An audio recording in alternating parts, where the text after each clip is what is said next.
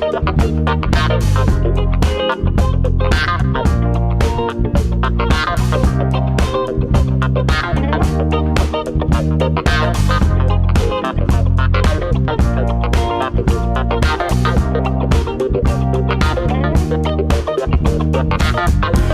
commercial streams coming in. Getting set up right now for Linux Unplugged. And I wanted to bring all the streams up because I have a very important question.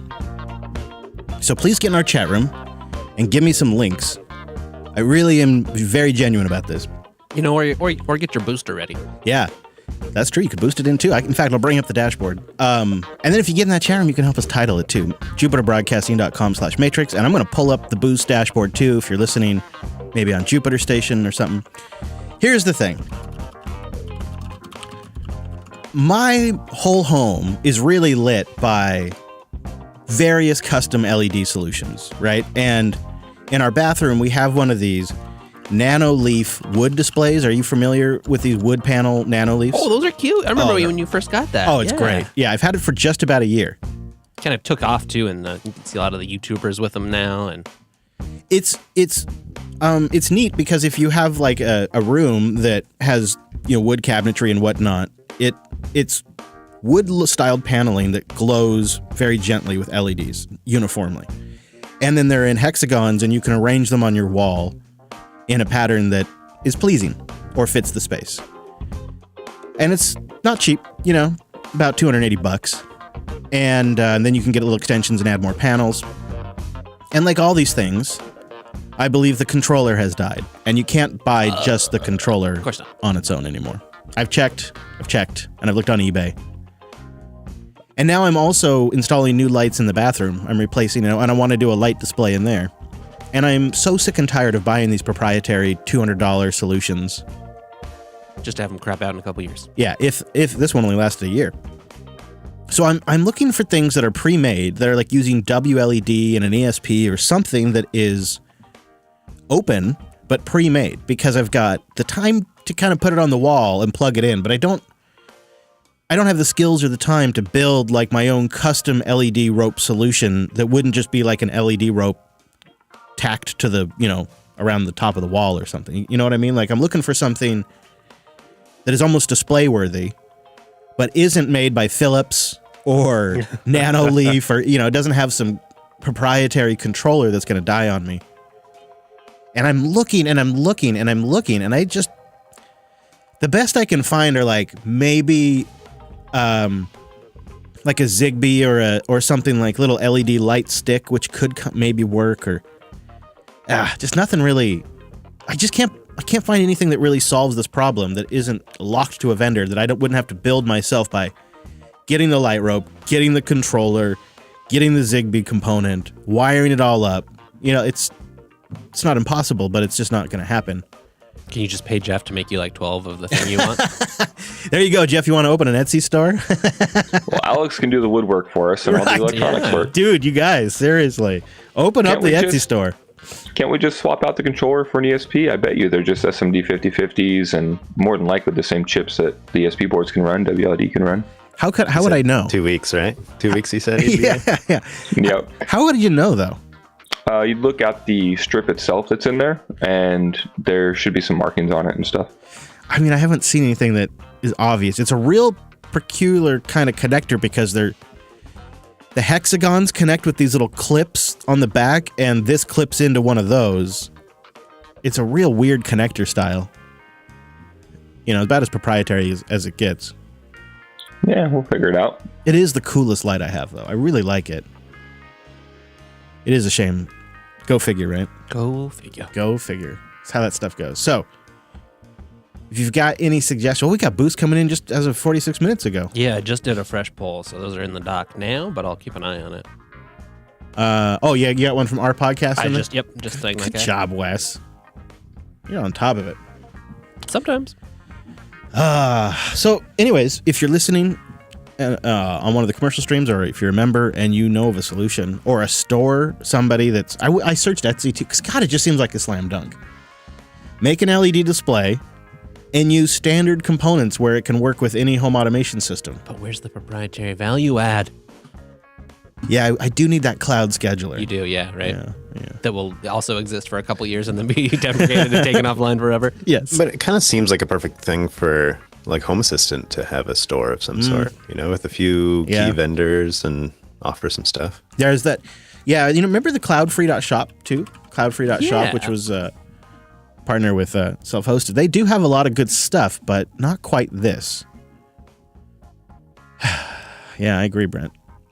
I've often wanted just like a works with Home Assistant page. Oh, yeah. That does sound nice. Let's go community. Home Assistant doesn't, their integrations page? Well, you can kind of work it backwards. There's the community forum, and also if you just go with principles, if you just go with standards like an ESP device or a Zigbee or Z-Wave device, you're almost guaranteed all that's going to work.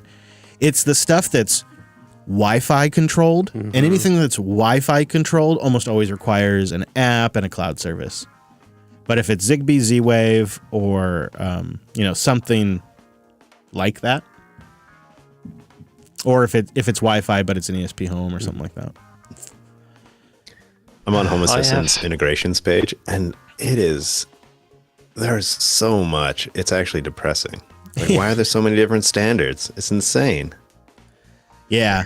I mean, the thing they do is they bring it all together, right? So you can have, like in my Home Assistant, I've got the Nano Leaf, I've got Hughes, I've got Govee, I've got one other one I'm blanking on that's well known.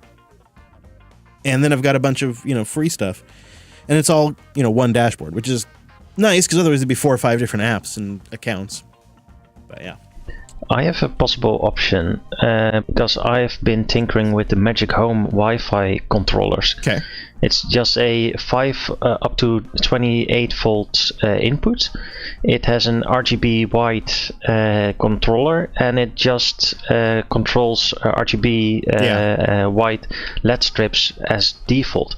So if you find the hexagons where they have a default 4-pin or 3-pin connector for the controller, then you can use the Magic Home controller's Flash ESP Home on there. Yeah, I mean, that would be a cool way to fix it, to be honest with you. That would solve that problem. Problem is, I still want to do it like a light display in the bathroom. And I just don't want to buy another $300 product. Yeah. And the Home Assistant integration is always going to be at, the pleasure of the vendor for the most part. Unless they've enabled some sort of local control. Right, yeah. And then a motivated community member or whatever. Yeah.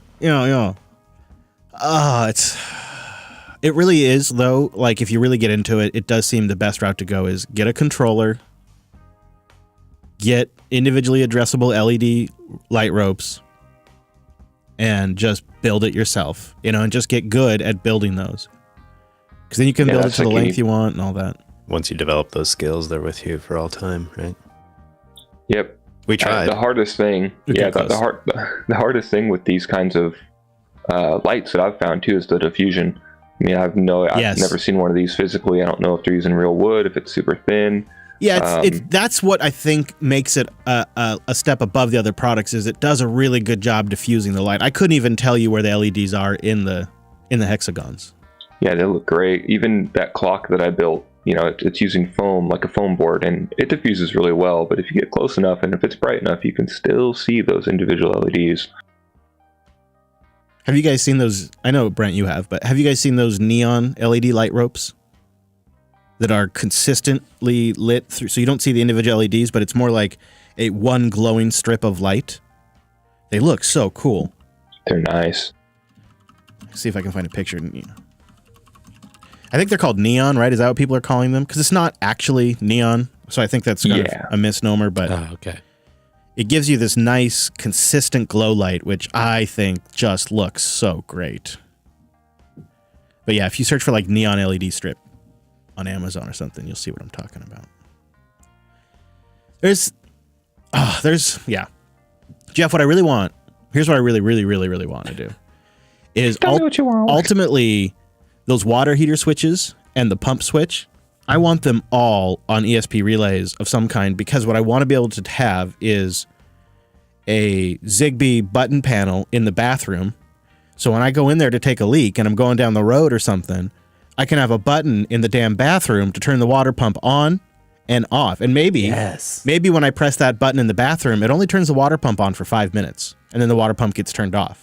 Just automatically goes back into a failed mode. Yeah. Yeah, off state. And then, but it'd be nice to have a switch, too, so you could still hit the traditional physical switch to turn that stuff on. And maybe that's just on, off, like always. But, if, the idea that they don't put a button in the bathroom for the water pump? Crazy.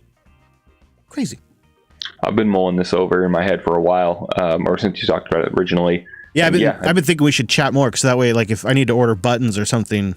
Although I went looking, and it's hard to find the right button, I have to say, for an RV. Yeah, I don't know about the buttons or the switches. I mean, the switch panel, the one that broke physically, yeah, I bet you can just find any old 12-volt switch panel to replace those. Whatever, Zigbee buttons you want. I've got no experience with that stuff. But for the relays and the ESPs, I've got what we need already, and I've got some more just extras coming.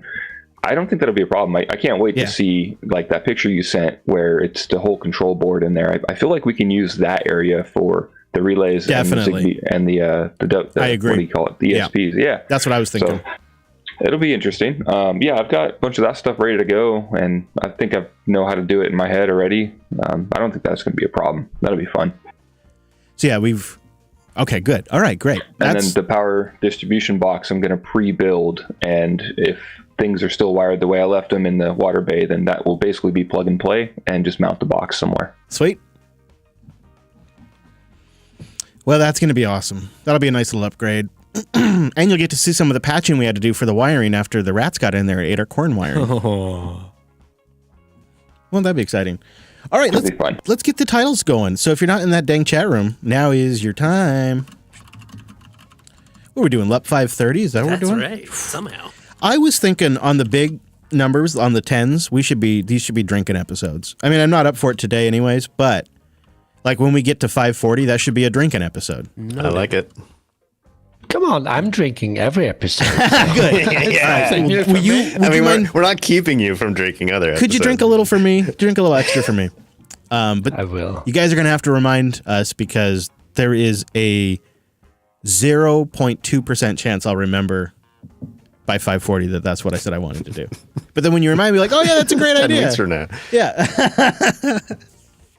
That's so many shows. That's so many shows. Woo. By the way, Chris, I did something funny when I ordered my framework AMD. Oh yeah, tell me. So I'm still in the pre-ordering phase where I'm waiting for batch 4 to get it to get the go-ahead mail to pay my framework in full. So what I did in the last month was every time like 50 euros or something when and on the dip buy Bitcoin. And with the platform I'm on, it's easy to sell on a profit margin. So I'm already now with 10% profit that I can push into the framework. You know what? To pay. You got lucky, because traditionally, I think something like 5 out of all of September's almost all the September's that Bitcoin has existed, it has been a down month for Bitcoin. However, this September, Bitcoin ended 4% up, which almost never happens. But on top of that, not only does that almost never happen, it almost never, ever, ever happens when the S&P is down at the same time. So the S&P is down like 5% for September, and Bitcoin's up 4%. So the fact that Bitcoin went up in September and it went up while the S&P was going down, you got really lucky. Well, I have a set profit where I'm selling and buying. Oh, okay. And, are you using like automated like calls for that? Oh, okay. And the platform that I'm using, I put in my sale, and it doesn't expire, so I don't have to look at it again. Nice. And so it just does it automatically for you? Yeah, and every time when I get my salary, then I check, can I buy something, or I'm putting it on my, because it's my credit card company that has the crypto option. So I'm putting it on my credit card. So if Bitcoin does drop, my other call goes in and buys me some crypto. That's funny. That's funny because like at the same time you hear about some banks that are like shutting down all crypto and then usage. And then you hear about some banks that are like, yeah, we'll help you get it. That's great. Well, good job, man. And it's also interesting. Shit, I should think of that. I got a roof to pay for. I should be thinking about this. Well, it's also interesting what the credit card company does, because you buy their crypto. They have stock. Oh, really? Well, they have like their own coin. No. They fence off their own part of the market, so they buy in crypto that is needed to provide to their customers. But I pay, for example, 1% for putting my money on my credit card. I'm paying like 0.5% for buying crypto, and all those transactions, they profit from that. But it is the same crypto they already have. Wow, so they have like their own closed platform that they just buy and sell in stock. A little private market that they keep flush or whatever. Yeah. And then it's if the crypto gets high enough, they can already sell crypto that they holding for customers, and they make extra profit of it. Jeez, that's funny. That's like the exact opposite of how most banks are dealing with it. Yeah. Wow, look at that big old boost from our podcast. Isn't that nice? On many levels. Look at these great boosts. Dude person. Anything else we need to address before we, initiate podcast sequence? No? We've got doing a quick little I should check on something. Okay, and I have a point of order to discuss with you boys before we get there. But go ahead, Brent. Yeah, mine for you is just about those clips. Wondering if you had a chance to look at them. They're really just... I'm sorry, I did not. No, they're simple. They're just like noise profiles for this little trinket. Drunk it. You're drunk? Junk it? It's a 10 episode, right? Oh, right. I'm just starting early. All right, so I'm going to go in and look at raw LUP, right? Yeah. All right, so we should probably figure this thing out before we start the show. Yeah.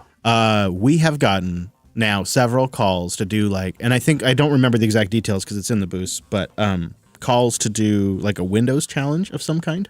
Oh yeah. I cannot ask you to suffer through Windows. I can't make that request. But if you are interested in taking the challenge on, I would do it with you. But I cannot ask you to take the Windows burden on. We must make a decision together. Wait, that's how this works? Can we get access to could we get access to Windows stuff if we needed? Could we get Windows?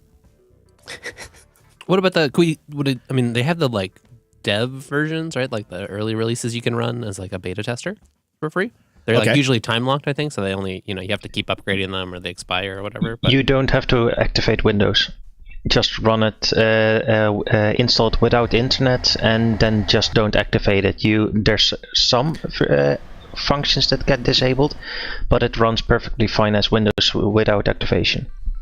You just get a splash or a watermark. Internet. We would probably need to know which things didn't work just so we didn't, so we knew... We're going to comment I think on you it. can't change appearance settings. You have that crappy watermark. Like they do a lot of chicken shit things to limit what you can do with Windows. I don't think there's any limitations. I think you just get a watermark and no wallpaper. I thought you, think that's the only thing. you can't change appearance settings and stuff, right? No, you can change the rest. You just literally get a watermark on the bottom right, and I think it's just a wallpaper. Wallpaper is disabled. Yeah, that's it. It's funny. Do we have an angle? WSL? WSL? Yeah, okay. I mean, Brent, do you have the ability to run it somewhere? That's the other thing, is I'd have to put it on hardware probably, and I'm not sure what hardware it's not on this thing, but you can't KExec into Windows. No, I'm gonna have to give it actual disk space. Like I have many devices, if that's what you're asking. Yeah, I guess I could try it on the Dev 1. I don't want to wipe the Dev 1 though. I feel like we need to move something like a real workflow, right? Are we gonna just poke at it, kind of because that's one thing, but are we gonna try to get some of the daily show drive it? Yeah. Well, I was wondering, what are people wanting you to test? I mean, what is it that you can't do, or what? Especially with the what we workflow. need? We need a search for the boosts because it'd be nice to just search for the we Windows. can do that. I know. I mean, why not? Okay. I know, right? It could be a thing. Okay. Surprised Telepad doesn't have that. I challenge you to a week of using Windows as a daily driver, specifically a show on how to integrate Windows into an otherwise uniform Linux environment. Oh, interesting. I kind of like that. As I don't know about the daily driver part, to be honest with you, just because I don't really have a machine I can daily drive on it, because the machines I daily drive are important. So I'm not gonna nuke my workflow for a week. I just can't, and I don't have the money to buy like a banger laptop that I can afford to just wipe all the time, which maybe is the way to go one day. But I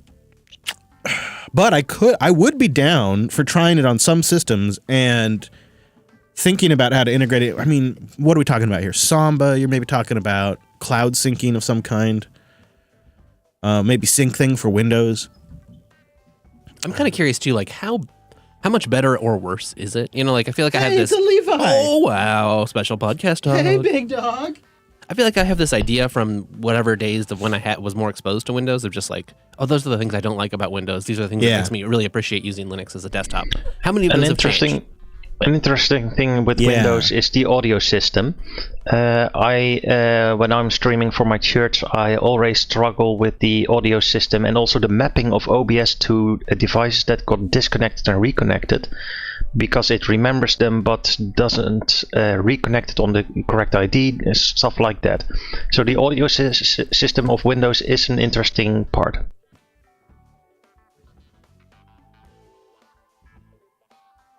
Well, we could always change out the OBS machine. I'm just going to say that while Chris is distracted so he doesn't hear me.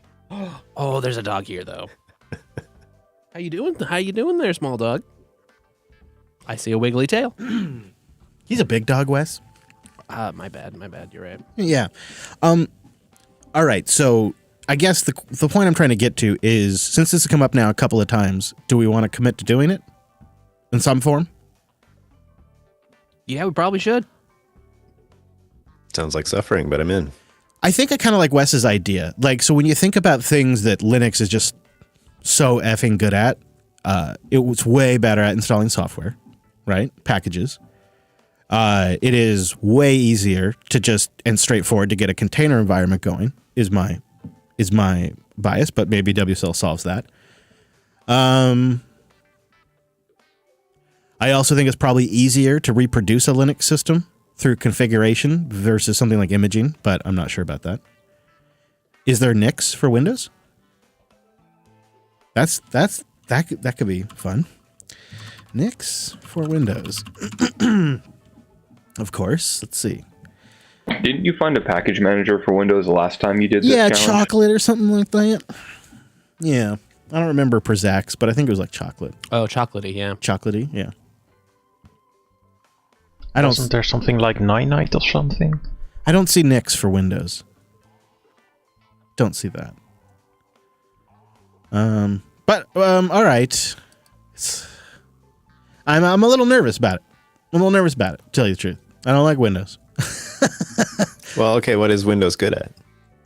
Well, playing video games, right? Even then, though, like blue screen, driver issues, it's just constant failures, updates. All right, being part of a large network of, particular authentication architecture. I mean, I don't know. It's great at crashing. Also, interesting parts to look at, for example, for Windows 11 is the updating and installing through the Windows Store. What could be found annoying is maybe the ad platform, or where they're putting the ads at the moment. Also WSL 2 is the go-to for Windows 11. If you're going Windows 10, I think you're stuck at WSL 1, or I don't. There was something with where you are stuck at WSL 1 and where you can go with WSL 2, and it's also hardware dependent, and you name it. The only actual use case I can think of, and this is because I use it at work, is just the Office suite, like the actual Microsoft Office suite. People get all, they cry and get all sad about sending them open document stuff. That's the only thing. Like personally, that's the only thing I can think of.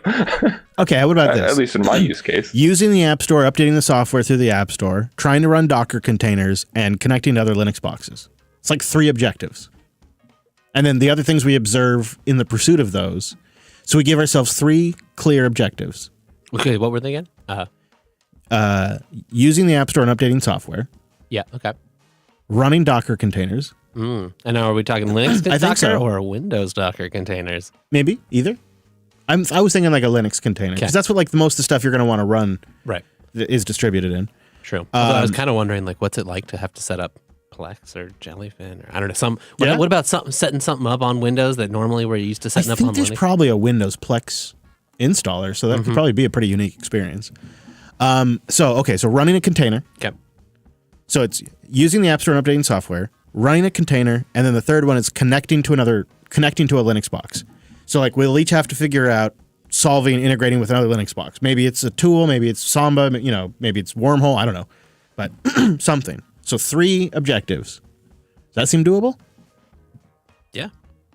I had ran Windows Server in 2013-ish, somewhere around there, just a small box where, Plex.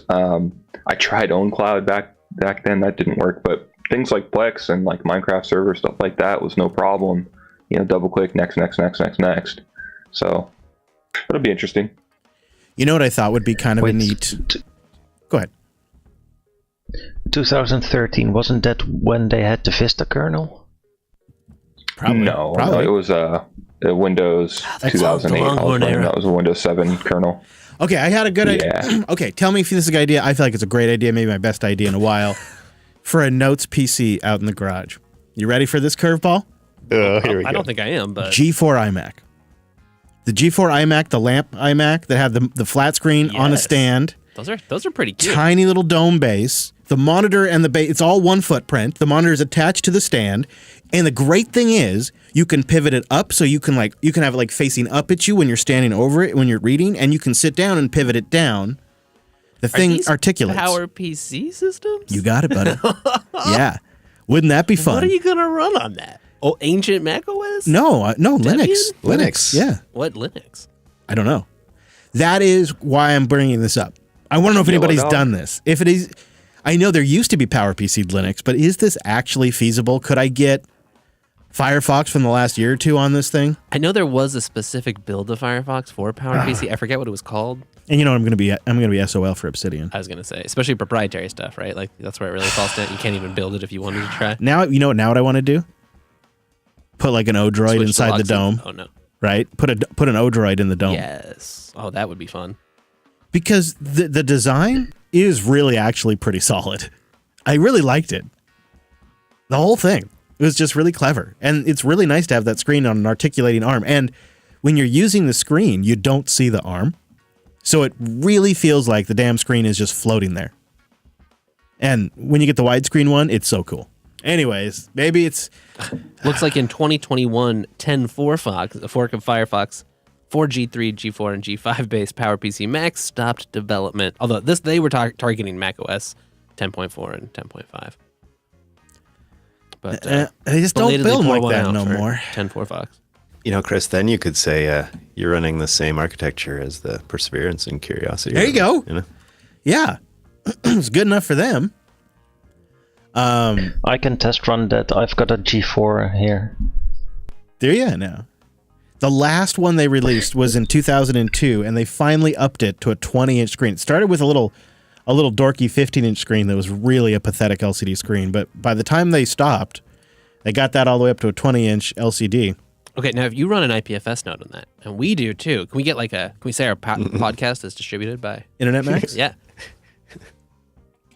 Yeah. Proudly served to you by G4. I mean, they only have 80 gigabyte hard drives in them, but they're a real monster. We'll render to it down real lean, and we'll only serve one episode a week, right? So, yeah. Well, it's hot. Woo, let me tell you what. They are... it's the artisanal special members option. I had one, and the fan, of course, started to go out. Getting that thing open to replace that fan made me never want to get another one, but now here I am. I've got an Education Mac of 2006, upgraded with 2 gigabytes of RAM. That's the unofficial, still supported space. And I can upgrade it with the Wi-Fi card, or the airport card, the old airport card, and a DVD writer even. Hey man, what else do you need? Look at that, he got nicks on it. Good job, Brent. I tuned it so much that I can start it in 15 seconds. Hey. That ain't too shabby. All right, boys. We got to get started. Yeah, that's true. We have a show to do. I want GNOME 46. I can't help it. I already want it. I can't. I just hate waiting for the stable release of distros. It almost makes a guy want to run Tumbleweed. Yeah, or like, what about Crazy Nick's box, where you got stuff that you just build fresh out? I was going to talk to you about that.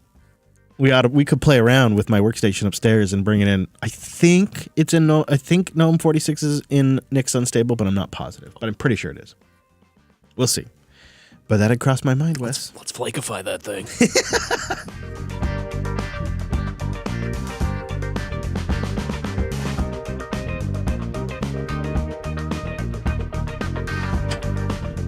Doggy check. Doggy check. Pod dog. Gotta make sure the pod dog is secure. All right, pod dog is secure. Are the pod cats secure, Brentley? Yeah, they are, actually. I haven't heard them make any peeps, so I think we're in good shape here. All right. All the animals are in the go position then. That means it really just comes down to the chat room bang suggesting. So please do bang suggest as we go along. 3 words or so. Give us a title. Look, you hold the fate of the show. Yep. In your little fingers. Imagine. And what if, for some, fate of twist of life, this was the last Linux Unplugged we ever did? You'd want to name that, wouldn't you? You would. All right, boys, get in the recording position. You ready, Brentley? See if I'm ready. Nodding yes. Well, yeah, are you yes. ready, good sir? I think so. Let me just save this project here, because that's the right thing. Is the mumble room ready? I don't think so. We're always ready. Yes, we are. Always ready. Of course. That's some confidence. We know that. All right, Brentley. I'm never ready. We did episode 500? That was fun. Jeez. You mean yesterday? Yeah. Like 30 episodes ago? Okay, ready? 3, 2, 1, record. Hello, Space Drew, coming in from Seattle. And Happy Great fall. White North. Happy fall. It's October 1st. Did you see the Halloween decoration on the house roof? No, but I'm there's gonna. Gosh, really already? There's a creepy one where it looks like somebody in a white trench coat with a bunch of long hair just sitting on the corner of their roof perched out. It's one of the best Halloween decorations. It's one where I pulling out of my garage, I had to look at that and go, is that somebody sitting up there? Or and then I had to stare at it for a while because it kind of looked like the head was moving, Grandpa, come off the roof. Yeah. All right. Let's do some room cap. So we've got it in 3, 2.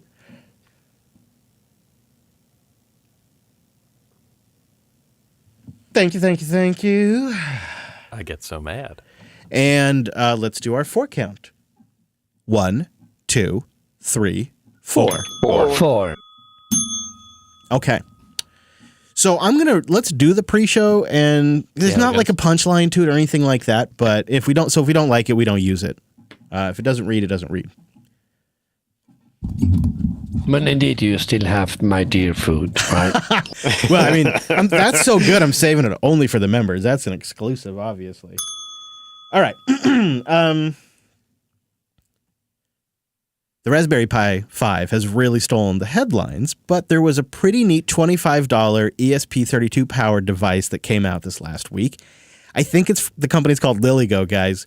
But check this sucker out. Like you might expect, it's got Wi-Fi and Bluetooth on this little ESP powered device. But LilyGo has also added an Ethernet port and a micro SD card slot, so you can basically really turn the ESP into basically a full-fledged computer. Imagine that now, right? I only have one question. How many are we getting?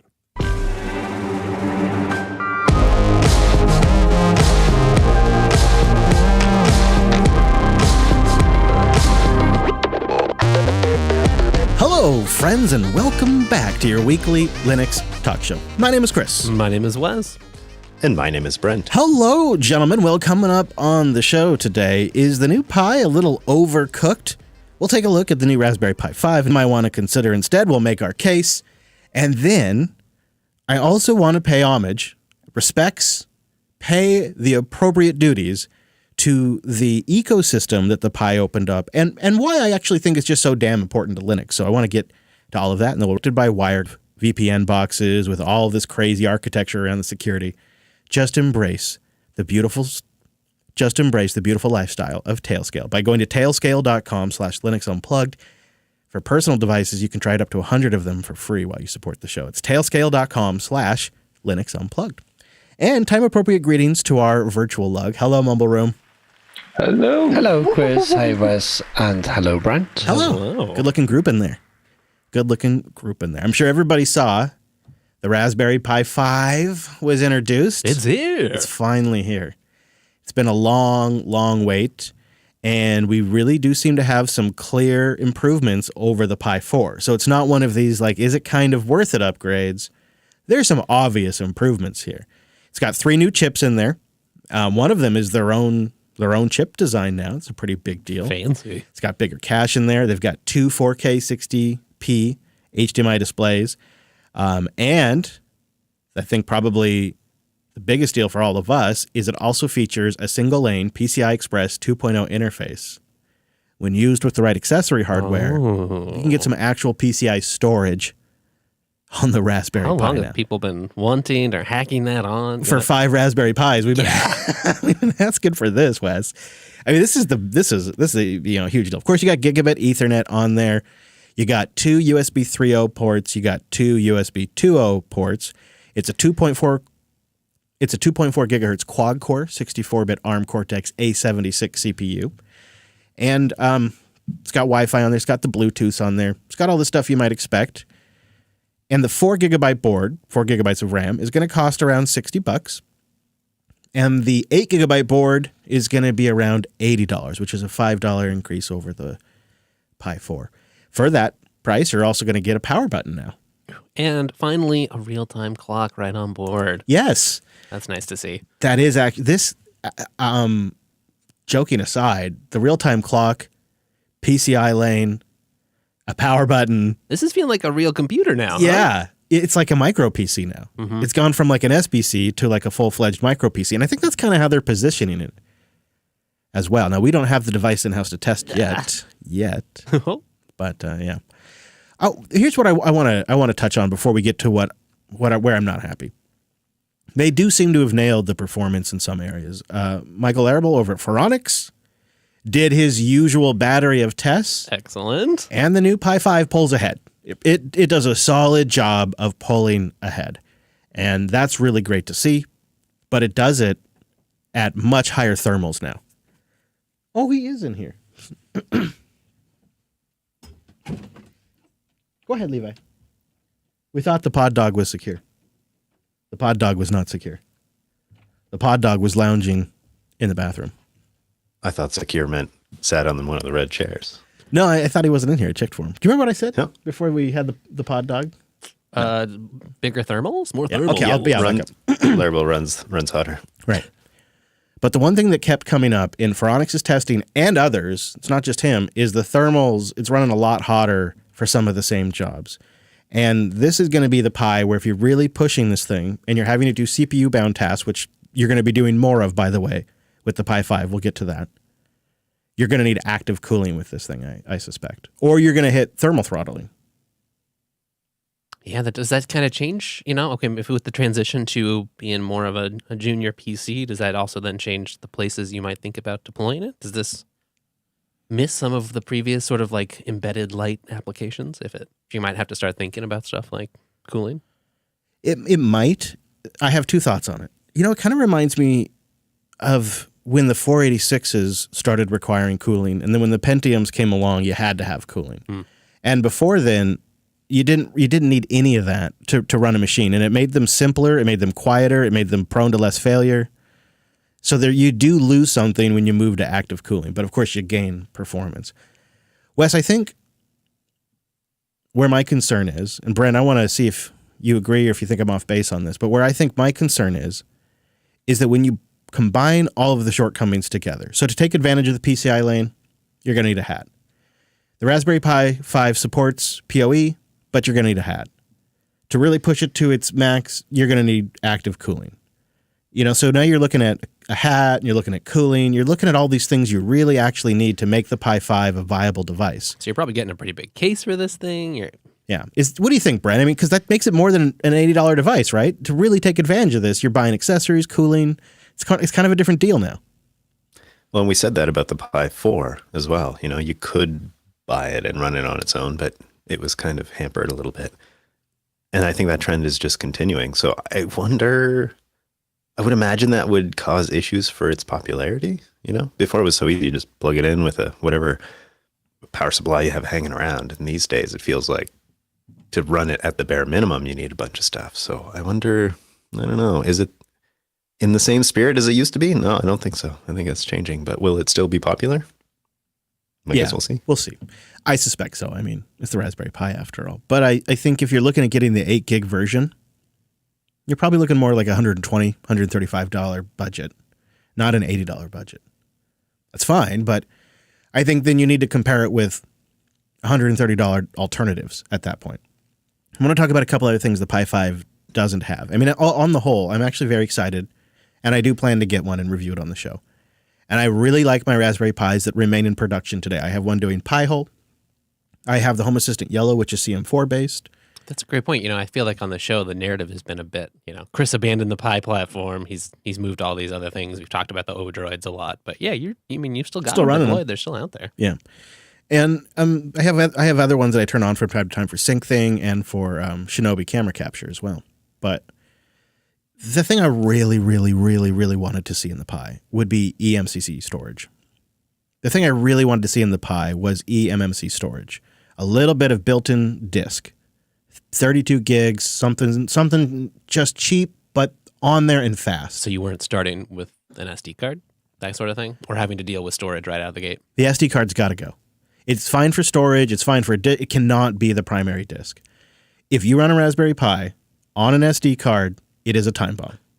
It will fail on you. It is just a matter of how long. And if you do anything like run net data on there or you do additional logging, you will dramatically decrease the lifespan of that SD card. So when you are having people deploy systems on SD cards, you're giving them something that is designed to fail. Yeah, especially, it might be one thing for you to sort of optimize that, or you start, using TempFS for certain things or mounting stuff on the network. But if you're targeting someone that's just sort of getting started and this is the first little piece that they start playing with and deploying and putting out there, ouch. I think we should think of it as a floppy disk. The SD card is the modern computer's floppy drive. And, you could run an operating system off a floppy disk for a while, but inevitably something would go wrong. So, and then to kind of a double whammy there, right, is to take advantage of the PCIe lane and to get good fast storage, you need a hat, which is all right. But we've seen a lot of other devices that have just managed to build an NVMe slot in, or even just a PCI slot. Like we've even seen PCI slots in the Rock Pro case. So that's a bit of a disappointment. And then I'm still looking for confirmation, and I will test this on my unit when I get it, but I read there's no H.264 hardware decoding anymore. They've removed it. Wow. I wonder why. And there's no VP9 hardware decoding. Only H.265 is hardware accelerated. CPU decoding for VP9 and H.264, according to Eben in an interview. That's a major downside. Even if the CPU is faster, because of the thermal properties of this thing, you're going to be putting, like say you run it for Plex or Jellyfin, you're going to be putting an additional load on your CPU, and that CPU runs hotter. This is a downgrade. It's disappointing to see that. I'm going to try to confirm it, but I do have links to the interview where he talks about that. There's more and more starting to feel like a sort of a different device. I mean, maybe only on the edge cases like we're talking about, but just... Yeah, like in the educational space, it doesn't really matter. It doesn't have H.264 hardware. Maybe when you go to a website that plays a video, but that's probably going to be the most of it, right? And if you're just doing that, like that's what you're using the computer for, then it probably plays fine, right? It just eats a little more energy and maybe the fan spins up. Yeah. But if you want to do a video call, If you want to make it a media server, if you want to hook it up to your TV and play back videos, yeah. Well, now that's all on the CPU. And the CPU is faster, but it's only like 3 times faster, which is faster, no doubt. And then I have one last complaint where I think people should consider an alternative, at least for a little while. This staggered release, I think, is a recipe for disappointment if you're in one of the later batches. First batch, if you basically you need to already place your order. Your order needs to be in and done. You'll hopefully get your Raspberry Pi at the end of October, early November. If you didn't get your order in already, which I did not, then you're going to be in the third batch, which is to be determined. There's already a second batch scheduled, which will go out in November and December, but you needed to have that order in before the end of September, which is today's October 1st as we record. So now any orders that go in, if you're not buying from a provider that has existing stock, you have no current shipping expectation. They have not determined when that third batch goes out yet. That's a little uneasy for me. I'm a little uncomfortable about that. Maybe it'll be fine, but their track record over the last couple of years hasn't been stellar on shipping. So there could be some resource contention there. It's a big downer, I know, right? I was very excited about the Pi 5, but when I dug into this am I overreacting? Do you think these things are minor? I mean, I suppose it depends on like when those dates actually are and how they do on shipping. Because it could be that in 6-9 months, a year from now, we're living in the Pi 5 world and everyone's forgotten about it and the supply is fine and you can get it if you want it. And there's lots of good cases for it that have a nice little fan built in. And, for the most part, these problems have been polished over. But it does, I think, at least gotta kind of sour the release excitement.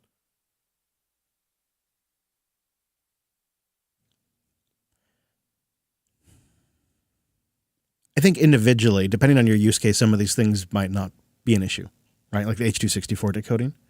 Maybe that's not a problem. Maybe you run different OSs on this thing all the time and you're swapping SD cards like it's 1985 and you're trying to play video games and that's fine. That works great, yeah. And you're not really thinking about it. Or, like me and many others that probably listen, you offload to external storage somehow. And so you don't really worry about the SD card. And they've made it easier and easier and easier not to use the SD card. So depending on who you are, I feel like some of these aren't really a big deal.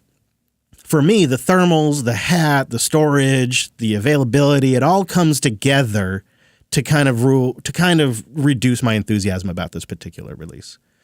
And I think you could probably end up with a system that's easier to get your hands on with slightly better performance around the same energy footprint. But we'll get into that right into the show. If you think I'm wrong, if you think my take on the Pi 5, this is the first Pi 5 this is the first Raspberry Pi, I should say, where I've kind of been like, they managed to do a lot of what I asked, and I'm still not very satisfied with it. I'm probably going to pick one up, but that's because I've picked up one of all of them. Of course, yeah. At this point, you're a collector. LinuxUnplugged.com/contact. Let me know your take, or please do boost in. And let me know if I'm off on this, or if you think the Pi 5 is a slightly disappointing release. And maybe we'll get into some other solutions now. Linode.com/unplugged. Head on over there to get that $100 credit. They got that new Sweden data center. Yeah, there's a lot going on. I just think I was just over there this weekend, but I was just doing basic maintenance stuff. I wasn't doing anything special, but it's always great. I was watching. There is a lower price, lower value competitor out there who's been having quite the bad weekend. And I just think if you're at a VPS provider you're not happy with, linode.com/unplugged. For a long time now, I think we've thought of the Pi as something of a default. It's low risk, it's low cost, great ecosystem compatibility, at least for an ARM device. You could pick one up in the days where supply was easy, get started, point people to a ton of tutorials. But with the problems we're talking about, and maybe with some improvement in the availability of other options and improvements in the power usage in the x86 world, there's things like Odroids now. And it makes me wonder, do we need to open the net here a little wider? There's probably more things that you could have. You don't have to fuss with ARM if you stick with x86, and maybe you can get kind of close, especially if the Pi starts using more power. Yeah, that's true. I guess each Pi is going to use a little bit more power. And so maybe they kind of meet in the middle because Intel has been doing a lot of work there. And you gain so much compatibility with x86. I was a little disappointed to see that Intel has decided they're ending the NUC line. Yeah, me too. I've had a couple of those things. Yeah. And they have been handy boxes. Great little home lab machines and more. There are going to be third-party vendors that supposedly are still going to make them, but Intel has killed the NUC. Plus, for so long, right? I mean, it was all Intel, so all the parts pretty much just worked with Yes. Linux. Great, you didn't have to worry about it. That was like what you knew. You knew that it was a totally Linux-compatible box. Back in the day when that first came out, that wasn't. No. In fact, Intel was kind of making it to showcase you could use all Intel. That was one of the reasons they were making the new unit of computing or whatever it was. So that's sort of sad to see. We'll put a link to that if you're curious. But Brent, But Brent, you were recently spoiled by Alex. He left a treat for you, and it's one of these mini PCs that I think could be a viable Pi alternative. Yeah, he did. He was here visiting in Canada all of last week. My gosh, I can't believe that was a week ago. And he brought a little gift. I didn't even know he was bringing this. Apparently, it's a hand-me-down from Fuzzy Mistborn from the Self-Hosted show. And it's one of these little 1-liter boxes that... I don't know. It's the first time I see one like in my own place, and it's actually like, oh, wait a second, this is actually kind of a great device. So this particular one is an HP ProDesk 600 G1. I guess desktop mini is what they call it, and it is tiny. It's like 7 by 7 inches and like an inch and a bit tall. So it like if you need to squeeze it into a corner of a small cabin in the woods, it's actually kind of perfect. It looks like it's almost the size of a book. You know, yeah, it fits in the palm of the hand really nicely. It's no Raspberry Pi. You just have a sideways rack of these, and it's like a bookshelf. The funny thing is you know, it's got like a standard, almost laptop style power brick, and the power brick has got to be at least 50% the size of the computer. Yeah, Alex showed me the HP box, and he's all excited about it because it comes apart really easily, and it's very easy to install, say, a hard drive or some memory and stuff like that. So it comes apart, and it's very well designed on the inside. And he's like, oh yeah, you're going to need a power supply too. And he like reaches into his bag and he pulls this giant brick out of it. It's almost the same size as the device. Yeah. And it didn't clearly come with it because I think it's like, I don't know, it's a different brand or something. And so I don't know, maybe I'll find a smaller one of those because otherwise I need 2 bookshelf slots for those things. That's unacceptable. But I mean, it works. So I'm not going to complain. And it's a gift from the community, which also I should not complain about. So I'm not sure yet what I'm going to do with this thing, but I guess let me describe the specs. And I tested it a tiny bit, but I'm open to suggestions from both of you. Yeah, tell us what's inside that thing. This is the HP ProDesk. Yeah, it's got, I guess, an Intel Core i3. So it's a 4160, so 4th gen. Not super modern, but not crazy old either. Alex did measure the thing when he had it in his home. So it sips like 10 to 15 watts, depending how much, effort you're putting into the thing. It does have full-size serial ATA, so I was able to just squeeze a SSD in there. Oh, that's fantastic. I just had one laying around that wasn't being used, and I just threw it in there, and that was actually really nice. Because as you know, with the Raspberry Pis and such, that's not quite the case. Yeah, especially compared to the Pi, to just have an actual SATA port is... And you had hardware laying around. You could just put it in. You don't have to buy special. Literally on my bookshelf. Yeah, I was just like, click, done. You mean you don't have to have your disk hanging off your USB bus? Yeah, you shut the case and it all just is inside. It's inside. Oh. Huh. It's this weird concept. This thing has 8 gigs of RAM as well. It's DDR3, so again, not the most modern. This is an older box, but good enough, I think, for certain workloads. So no complaints there. I did accidentally discover that it also has an audio speaker built in. During my test, I was like, I don't know, what uses a little bit of CPU? So I threw up a YouTube video, and all of a sudden I heard like voices coming from behind my monitor. And so... not a huge perk, but not the worst either, I guess. I did do some research. We have a few links. There's like a Geekbench score that I'm linking to, and also just the specs that came with the machine. And I did discover some pre-installed OSs that came with the thing. I thought you guys would think this was interesting. Windows 7 or 8.1 came installed at the time of shipping this guy. Okay. But also, you could choose from FreeDOS 2.0 or Novell's SUSE Linux Enterprise Desktop 11. So which one are you running right now? I assume you wanted to keep this historically accurate, so you installed one of those. They run best that way. No, I couldn't find them, so I just ended up throwing NixOS on it. Oh, okay. I thought that was easier. All right. See, he got us because I can't object to that. No. But so far, this thing's pretty good. I did notice that while installing NixOS and playing this YouTube video that I discovered the audio with, the YouTube video did chug a little and the fans started going. And I think that's one of the downsides of one of these machines. Yeah, because it's got such small fans, I imagine, right? Because it is so little. Yeah, I mean, when it's just idling, they're not running at all. Or, I mean, they are so slowly that I can't tell. And also the power brick makes so much noise. This old, ancient, massive power brick. Really? It has that, like, electronic... buzz. Yeah, and as the CPU, I don't know, is changing its... You can hear it, yes. Oh, Classic, yeah, and I classic. shipped you a recording of that, Chris, too, if people want to hear it. It's a little annoying, so I might hide it under something. I think it's probably the next recording there, Chris. Oh, here we go. Oh.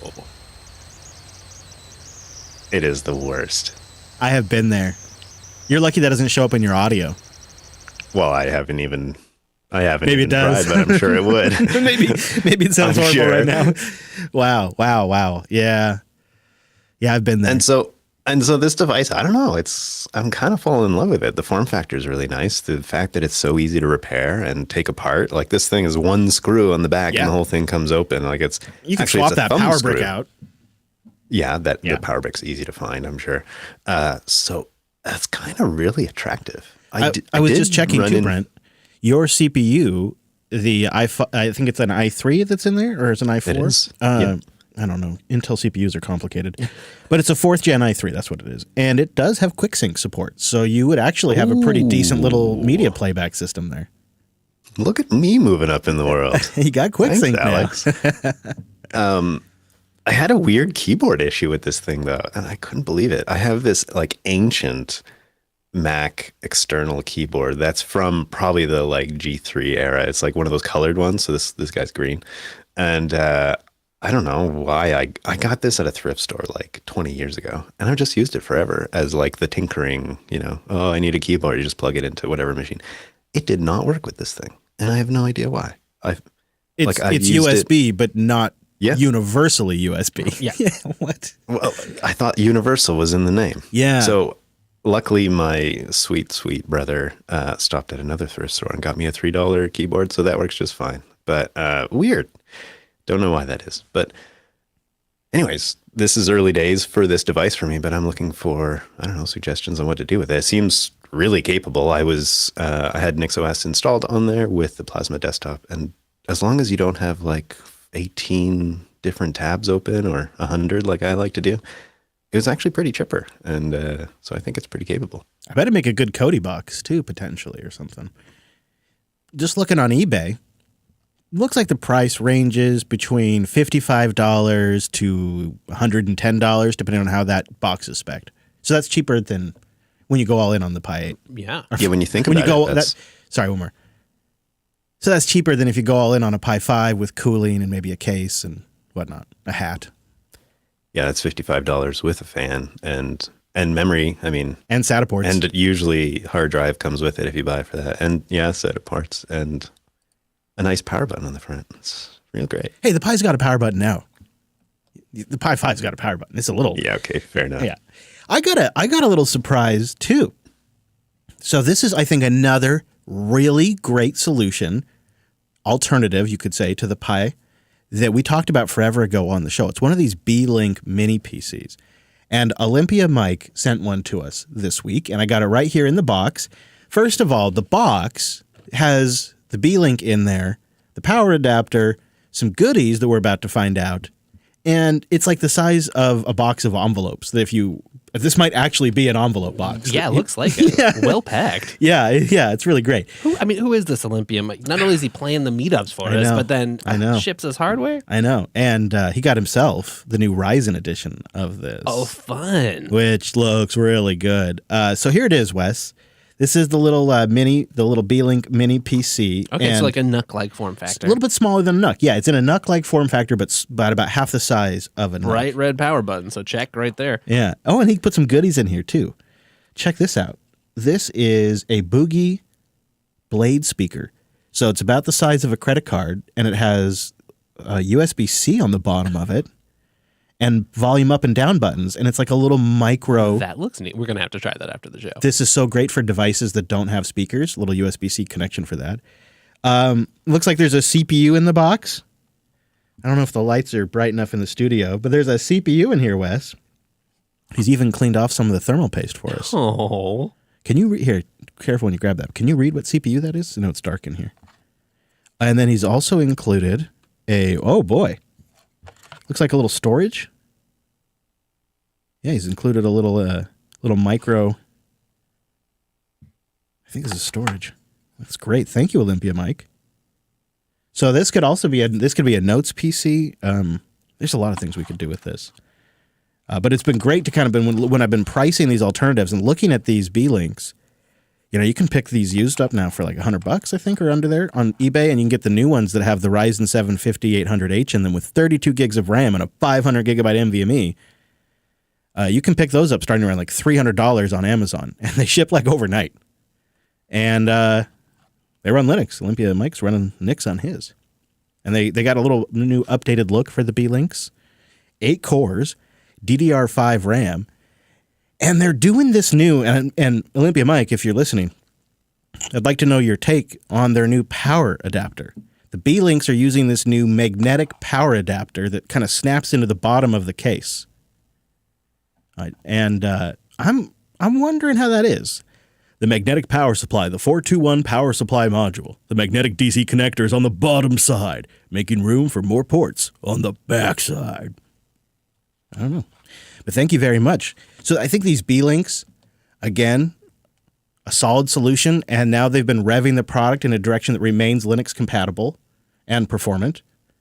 That's really great. What you looking up over there? Oh, I was just I sent a picture of the chip to our Matrix chat. So Oh, they can tell us perhaps. Go figure that out. Yeah. Thank you. Excuse me. Double HDMI right here on the back. Ethernet. I think there's 4 USB ports on this thing. Pretty great. Yeah. Yeah. And so there's the B-Links. And then I think the other one is just a mandatory have to recommend because I've got 2 of them in production. And my long-term review now of the Odroid H3, the H3 Plus specifically. Fantastic device. I love them. They are fantastic home servers. They have great storage options. They have great x86 performance. They sip power. They're reasonably priced. I think the case market could still be a little better, but the Odroid H3, when you go all in on a Raspberry Pi 5 and you kit it all out with 8 gigs of RAM, I encourage you to do a comparison shopping with the H3. Odroid H3, link in the show notes. Very, very great product. Just do a little side-by-side. Maybe look at the B-Link. I'm not like an ARM hater or anything like that, but I think the Intel platform has really stepped up. The compatibility is still the best. You're going to have the widest range of applications. The performance might often be better than what you're going to get on a Pi. Mm-hmm. We'll see. We'll see when we get the Pi 5 in our hands. But I think there's some real strong contenders out there. And I wouldn't mind putting together a little list for the show notes. So if you have a category of machine or device that is easily available that people can get their hands on that we didn't mention, please send it into the show and we'll update the show notes either this week or we'll put them in next week's show notes. Kolide, KOLIDE.com/unplugged. Go over there and have some preemptive network security. You know what I'm saying? Where's that? Oh, there's the lid. You know what I'm saying? That's what they do, is they stop it before it gets on the network. Why wait? That seems risky to wait. Yes! Okay, we got to put this somewhere. Where do we want to put this? Somewhere safe. Put it on the floor behind you, and then I'll clean it up. Is that box wooden? No, but it is kind of a wood color. It is. From here, just the sound and the look of it. I thought it was like a Pamse. Oh, we should put the Linux Fest meetup stuff in the feedback segment before we hold on. Stand by. Oh, I just got hungry. No. I know. You gotta stay shut up, Tommy. I even made myself some sausage before we started. A little sneaky show shop. Brent, are you done traveling for the year? Except for coming here. No, come on. There's still like a third of the year left. Really? There's 6 more Nextcloud Hub releases to go. So far on the calendar for me is going to see you guys. That's in what did Jeff say? 2 weeks? No. Yeah, more like. But really, if you think about it, more like 6-7 days. Stop it. Well, you think about the travel and the packing. I should just leave Yeah, now. you should probably leave. And then immediately following that, I have the yearly family hunt out in Ontario, Northern Ontario. Why so did I'm I think leaving. that was already done? I thought that was already done. Probably because I served Alex and Moose last week, and you thought maybe. So that'll happen. I'm flying from your place to Northern Ontario, so that'll be a quick transition. And then I don't know. There must be another Nextcloud thing before the end of the year. I think they mentioned early December, something like that. You know what we should do for episode 600? We should just look at all the flights out of Painfield and figure out where we could fly for like $150. Sounds great. And then just go do a show there. All right. Sorry, Drew. Sorry. We'll get back to it. Okay. So, Brent, we should go see Drew. Yeah. Will you set us up to chat about the meetups coming up in of course. 2? Now, if you want to send us a bunch of your feedback for these mini PCs, please do. linuxunplugged.com/contact. Now, this week we have a ton of fest news. Chris, you're going to a fest, and there's one happening in your backyard too. Can you give us a tour? The fest is happening. Get your fest on. Well, it's sort of like it's like a 0.5 fest. Fest light. Yeah, it's fest light. Yeah, it's like fest with less calories because the main Linux Fest event has been postponed until the spring of 2024. However, a lot of us already have plans kind of locked in, and so we're kind of making the best of it and throwing together a series of meetups that'll be going on Friday and Saturday here in the Pacific Northwest, coming up on Friday, October 20th, which is close, and then October 21st, including a Friday happy hour and a game night. Then we're going to have some educational sessions Saturday, as well as a Jupiter Broadcasting meetup, which already has a great amount of attendees, so that's going to be a lot of fun. All of these, since they're all under the Linux Fest banner, are at meetup.com/Linux Fest Northwest. And we do ask if you can make it to go in there and attend just so that way we can pick the right venue, which we're going to need to do very soon. So if you're hearing these words, please go there to meetup.com/Linux Fest Northwest and throw your hat in the ring because it's going to be great. Brent's just about ready to get packed up and start heading over here, crossing the mountains. You might be able to take the scenic route before they close it. Oh, yeah. Ooh, I would love that. This time last year, I think I was driving back from, I don't know, one of our crazy events. And it was like the most gorgeous drive I've ever done. So I look forward to doing that again. We have a lot of projects planned. Jeff's coming up like the week before. It's going to be, there's so much. And then I would like us, if we get the right venue, to do a little live LUP something. Doesn't that sound like fun? Don't know what, but a little get together, do a little recording session, the public, maybe at a pub, maybe at the college if they can make room for us, like somewhere. I'd love us to sit down. So that's all going to be coming up. And if you can't make it to Linux Fest, we'll have some coverage, of course. We were going to do live streams and all that, but I don't think that'll be happening now. And then one other thing's coming up after Linux Fest Northwest on my schedule. My God, I hope nothing after this because I'm going to be ready to collapse. But I'm actually thrilled to say that Adopting Bitcoin 2023 is happening in San Salvador. And it's running November 7th through the 9th of 2023. And I, along with the Bitcoin Dad, will be hosting the open source track, which I think is actually going to be a really dynamic track at the event. There'll be sessions and panels and podcast recording at the Adopting Bitcoin conference because, of course, my point of view into all of this is free software and open source. And I was thrilled to be invited to come down there and share that perspective and run that whole area, essentially. I'm going to become the king of it. I'll be the king of open source at Adopting Bitcoin, and all open source conversations will be had at my pleasure. Well, hey, send them our way, maybe. Yeah, I'll just be sitting there. Hey, would you like to come on the show? Details are at adoptingbitcoin.org. If you can make it, it'd be really cool to have some JB folks at that because most events I go to are packed with JB folks, and I'm going to go to an event where there might not be any JB You're folks. the odd duck out. Yeah, but I'm the open source king, Wes. Don't you forget it. We better make you a crown. I have a prediction that you'll see a challenge going out there somewhere. No way, in El Salvador? No, you never know. Man, that would be cool. Ask not what your podcast can boost for you, but what you can boost for your podcast. And we got some great boosts. Our podcast came in with our baller boost this week with 460,330 sats. Woof, our podcast coming in on Podverse. How about that? It says, hello, JB.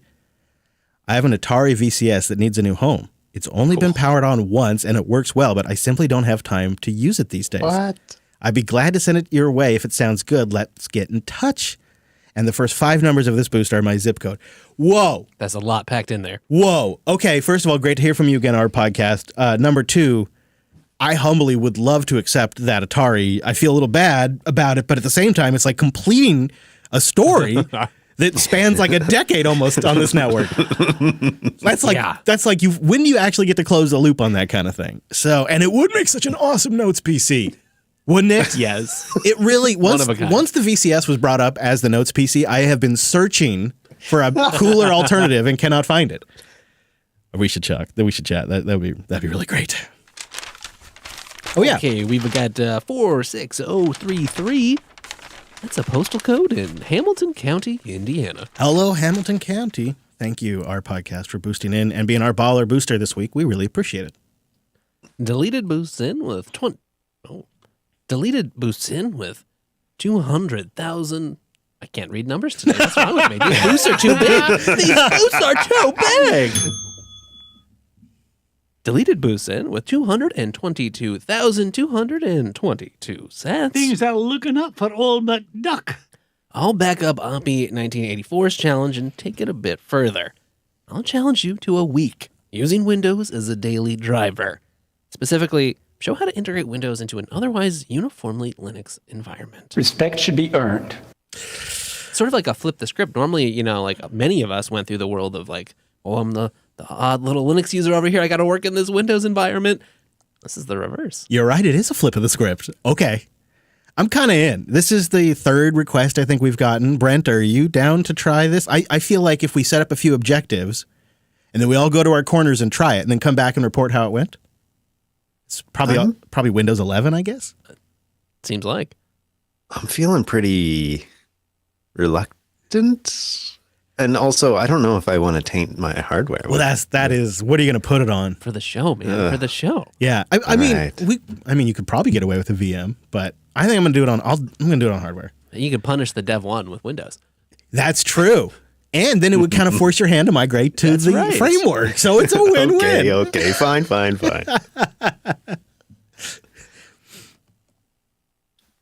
Polar Bar came in with 95,000 sats from Fountain. OOST. Hey, LUP crew. I'm looking at the new Pi 5, but I can't find an answer to one major question that I have. Does the new Raspberry Pi 5 have AV1 support? Also, thanks for that great show. That was something else that probably should have been on my list. I'm pretty sure it does not. And here's the thing that kind of burns me about that. You imagine you're in that 3rd stage. You're probably not getting your Pi until January, March, April. So you got a 2024 piece of hardware that doesn't support AV1 decoding while YouTube and online platforms are trying to transition to AV1. Again, that's something I want to test when it comes in-house because they don't do a great job of telling you what it doesn't support. They'll do a great job of telling you what it does support. And then kind of through a process of elimination, you can figure out what's been left out. Yeah. It seems AV1 support has been left out, Polar Bar. Thank you for the boost, sir. Delariman comes in with 50,000 sats. I got an old iMac with Linux on it that just vegetates unused on a stylish desk setup just because it looks nice. I will now set it up and boot it to Obsidian because why not? Oh my goodness. So on the pre-show for the member stream, I was just talking about taking an old G4 iMac and trying to make a note station out of that. You know, the one with the floaty lamp screen? Yeah. It's probably too much of a lost cause, but Del, I would love to know how this goes for you because I was thinking, an old Mac running Linux could be kind of a fun thing to just beat on. Yeah, send us a pic if you would. Yeah, let us know how it goes. We got a second boost from you as well, but there's no message there. and mentions of a zip code boost following, but the second amount was The same amount. Same amount, 25,000. I did a little searching and trying to interpret that as a zip code or a postal code, but there wasn't any clear hits. I got some maybes in Pakistan, Algeria, and the Dominican Republic. So if any of those are right, let us know. That would be great. Give us another guess. How great would that be? Yeah. Oh, yeah, you have to let us know. You'll have to let us know. Dude person boosts in with 49,999 cents. I had the same Find My problem, so I wrote Beacon. It's not perfect, but it meets my needs. And they link us over to their GitHub, realdudeperson/beacon. It's a Python Flask app designed to be a self-hostable location-sharing web server aiming to leak as little data as possible and uses mostly self-contained libraries and local database files. I did kind of experiment using the Home Assistant companion app to see how does that work for just tracking each other's location. And it's a solid 75-80% solution. Like if you just want to know broadly where somebody's at, I think it's the tool.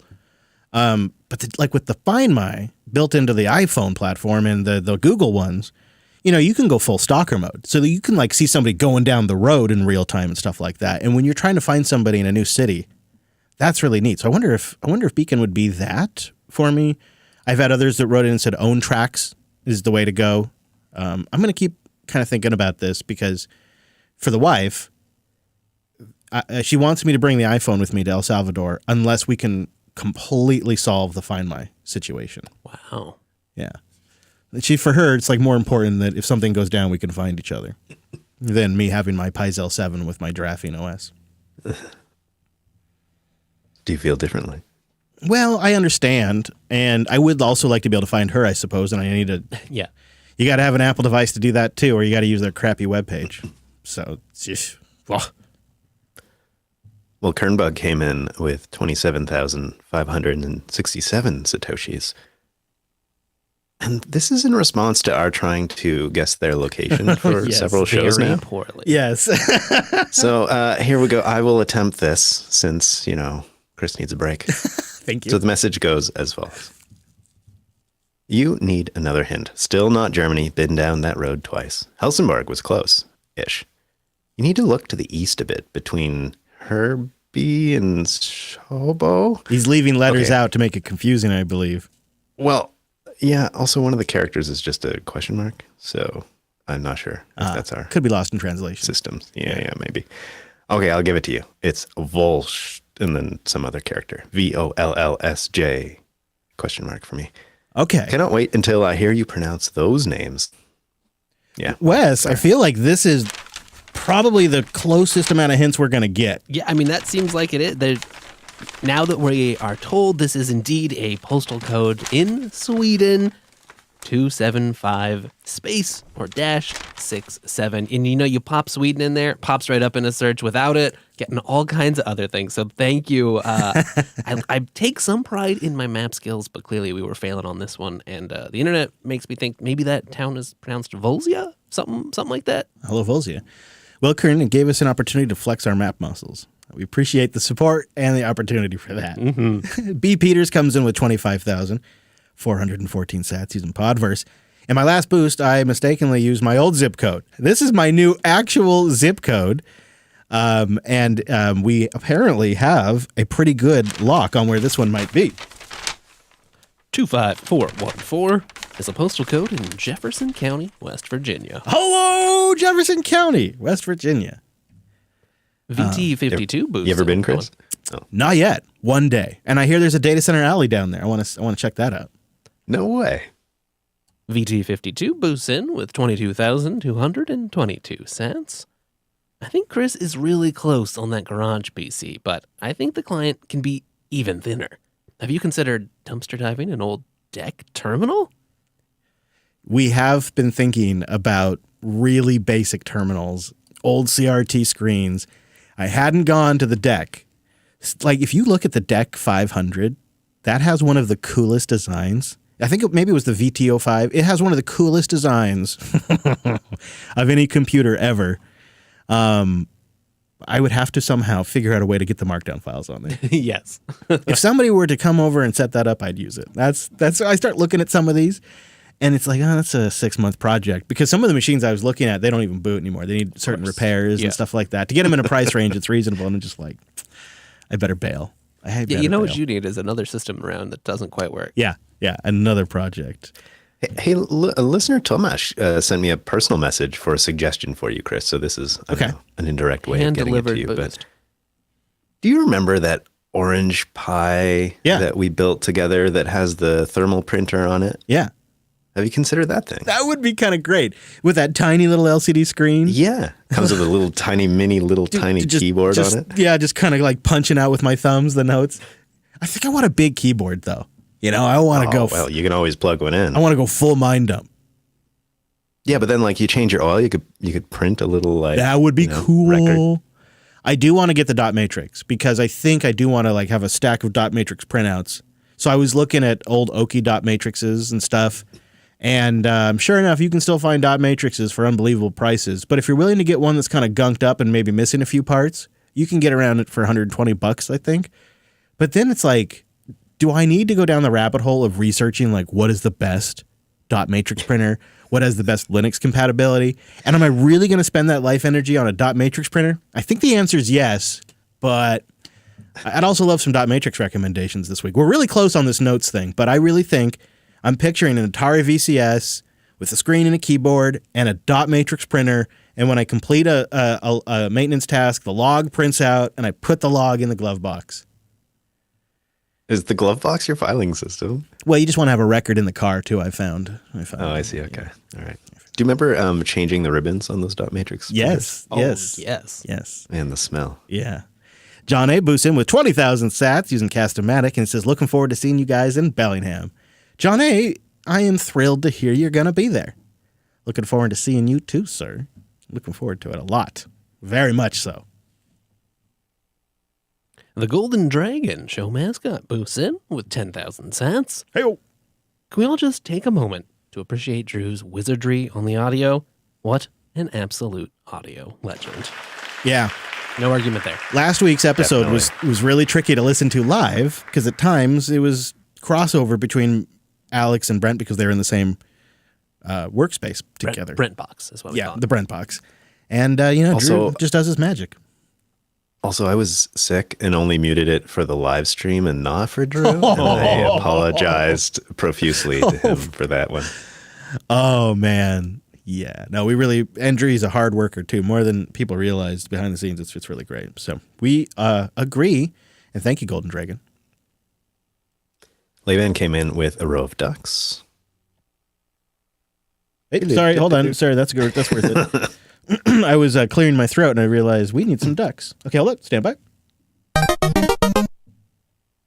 Hosted web and inbound mail at home for about 20 plus years in dynamic IP and more recently on IPv6 as well. Oof, jeez. Had some dynamic IP for years and a thingy that updates DNS if it happens to update. Static IP is overrated, but I would love it on the V6 side rather than 6PD. But hey, it is V6 after all. Wow, 20 years on a dynamic IP?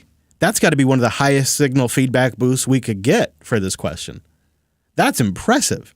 I agree. If you have a good DNS provider and a solution on the LAN that is monitoring IP changes and can, over an API or something, update that remote DNS, that is a pretty workable solution, especially for your home stuff. I don't know though. Do you? Where I always come to though is deliverability. Like, okay, you can get it to run and work, but that's not the end of it, right? Well, I think the way I would have to do it is I would have to have like some sort of like mail route service or something sitting in front of my box. So the mail all got sent to mail route and then mail route would forward it to my box on my LAN. I think that's how I'd want to do it. But yeah, man, I really am impressed. 20 years with a dynamic IP doing email inbound is remarkable. Thank you for the feedback on that. Well, maybe they can host your email for you. I should be running the JB email, dude. Gene Bean comes in with a lucky 6,666 spooky sats using Cast-O-Matic and asks if we've all checked out retrodeck.net. Actually, didn't we make that a pick? Yes, I made that a pick on our deck episode. Love it. as a matter of fact. I'll give it a plug again, Retro Deck. It was how we played Aladdin this weekend at home. And he also sent me the feedback that he uses OwnTrack's Recorder for his historical data, and then he uses the Home Assistant Companion app for other location info. And I followed up with Gene in Matrix and asked him a couple of questions about how he uses OwnTracks. He's not using it with Nextcloud. He'd be interested in that. So people do have experience there. I think that might be something we might throw together. Calm Brewer boosts in with 11,060 sats. My vote for a ham soundbite is to use a CW code like CQ, 73, QSL, QRP, 72, 77, 2, TNX, or any of the other good codes. All right, well, you got to give us the soundbite. I mean, I could probably go find it on YouTube, I suppose. But yeah, but you got any links? How do I know if it's legit? It might sound like amateur hour, but then again, it's amateur radio, so... Would it then be amateur hour? Yeah, it sounds like amateur hour around here. Sir Alex Gates came in 5,000 satoshis through the podcast index. No one tell Europe that their agencies actively work with the US and others to undermine their own security, sidestepping their own legal requirements. Oh, Alex Gates coming in with the hard truth. Everybody was worried about the NSA, but the reality is they're all part of the Five Eyes program, and they're all sharing information with each other. Coming in with the spicy truth, I got to say. Vectron's coming in with some 5,672 sats, saying instead of a no-nicks challenge, you should do a complete no-nicks November. Whoa. Also, my boost is a German postal code. Just insert a 0 after the 5 because I'm cheap. Hey, we appreciate the boost regardless. That's right. Okay, so that's 50672. Yeah. That appears to be a postal code in Cologne, Germany. Cologne? Hello, Cologne. Thank you for boosting in. And no nicks November? Girl. I'm scared already. Girl, I don't think I can do that. I don't think... a whole month? Maybe for though. Maybe for like a 500,000 or a million sat boost, maybe I could... But I use it on all my daily drivers. And truthfully... it would be painful to replace some of that back to the different... Yeah. And Vectron, I'd ask you, where is more exciting development taking place in Linux right now? I think it's these immutable systems. And in particular, I think Nix has something really special going right now. And I would ask you, what else is as interesting and rapidly developing into something quite new and unique in the Linux space? I think it might be Nix.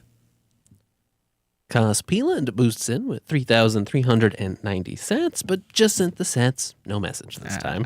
But Oppie1984 came in with 4,000 sats and said, agreed.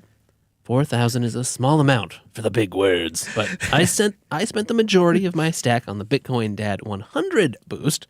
I'm slowly rebuilding that stack now. Oh, no, Oppie, I was just teasing you. In fact, Oppie got the Windows Challenge ball rolling. So your boost inspired another, and now it's happening, Oppie. So thank you very much. Community backed you up with some more sats to match those big words. That's right. Nord came in with 10,000 sats through Castomatic, actually.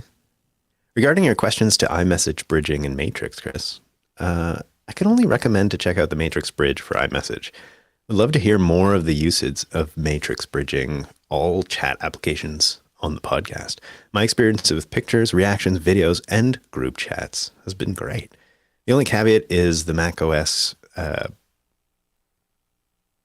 What? Sorry, apologize. Rereading, processing. Go ahead. Oh, it's just out of order. Oh, it's a mixed up. Okay, got it. The only caveat is where you have macOS running, the bridge, it needs to be set up with no SIP. Even typing notifications are supported, though, which blew my mind a little bit. I do have experience with previews for videos not showing, and of course, calls don't work either. But otherwise, I enjoy the experience quite a lot.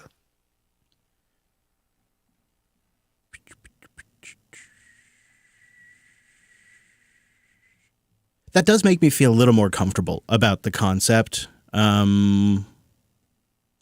I'll see. Maybe Maybe you should try it out. Don't depend on it. But just see, keep it running in the background, see what it's like. How often does it work? How often does it stop working? I really should. I know. Tomato Deer boosts in with 10,000 sats and boosting to remind listeners about the bounty for Wallabag 2.3.8 on NixOS with Postgres 14 behind Nginx. You can earn 300,000 sats. Nice. Little setup for that. Help Tomato Deer out. Yeah, I had forgotten about that, Tomato Deer, so thank you for reminding us. Zack Attack comes in with 8,888 sats. Thank you for the show this week. Was wondering if you guys caught the latest news from OpenSUSE regarding their new distribution they dubbed Slow Roll. That will probably be something I will try out once it leaves beta, as I love Tumbleweed, but the updates are way too much. Having a slower cadence would be preferable for me, at least on my laptop. Brent, you're our Lizard correspondent. What are your thoughts on a new experimental, slower OpenSUSE? It's based on Tumbleweed, so it's not based on Leap. It's based on Tumbleweed, but it's like a little less tumble. Yeah, they say it updates every 1 or 2 months with bug fixes and CVE fixes as they come in. So major updates every 1 or 2 months, bug fixes as they come in. But now instead of Leap, you got it based on Tumbleweed. Yeah, we did briefly look at Slow Roll a few episodes ago, and it tickled a few fancies, I think. I think we did agree for me, Tumbleweed seems just crazy enough. But I think this would be an interesting alternative to, the Leap stuff.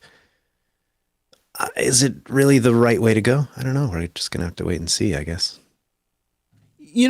I was very happy with SUSE on the Pi 4 when we ran it on the CM4. Oh, yeah. And maybe Slow Roll. I mean, Leap would seem like a great option, but maybe Slow Roll is another great option for a home system type box. I do like the idea. Like I could see like Tumbleweed on a workstation where you're using it a lot, like you're touching that system all the time. But for something like a Pi, somewhere it's like off in the corner, an Odroid, you a Pi. need good application availability, and you might need some later or newer stuff for a couple things. But yeah, you don't need to. You're not trying to run Arch on that thing. They do have an ISO available. So maybe after we get done screwing around with Windows, we get slow. I kind of feel like Slow Roll needs to be installed and used. Rolling for a while? Yes. Uh-huh. Right? Yeah. So that's the one thing is maybe if I could get it on a Linode or something. And try it as a server for a bit. Yeah. That's a good idea because we could get that going simultaneously and kind of get that cooking. Yeah, it does have my attention. I don't know what I'm going to do about it just yet or what my use case is going to be or if it's going to be for me, but they're trying new stuff.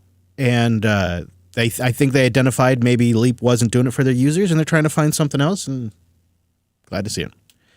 And then Rotted Mood comes in with our last boost, and it's also a live boost coming in hot. Coming in hot with the boost. 12,500 sats. I've been working nonstop for the last 6 weeks and getting caught up on the show, so I wanted to boost in. Never work in cybersecurity. Oh, man. Thank you very much, Rotted Mood. Yeah, good luck with the work stuff. But, hopefully it helps that we're there in your ear. Yeah.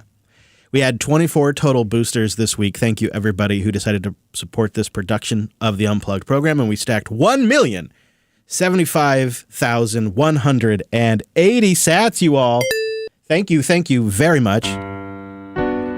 And nope, not that one. Not that one. I want this one.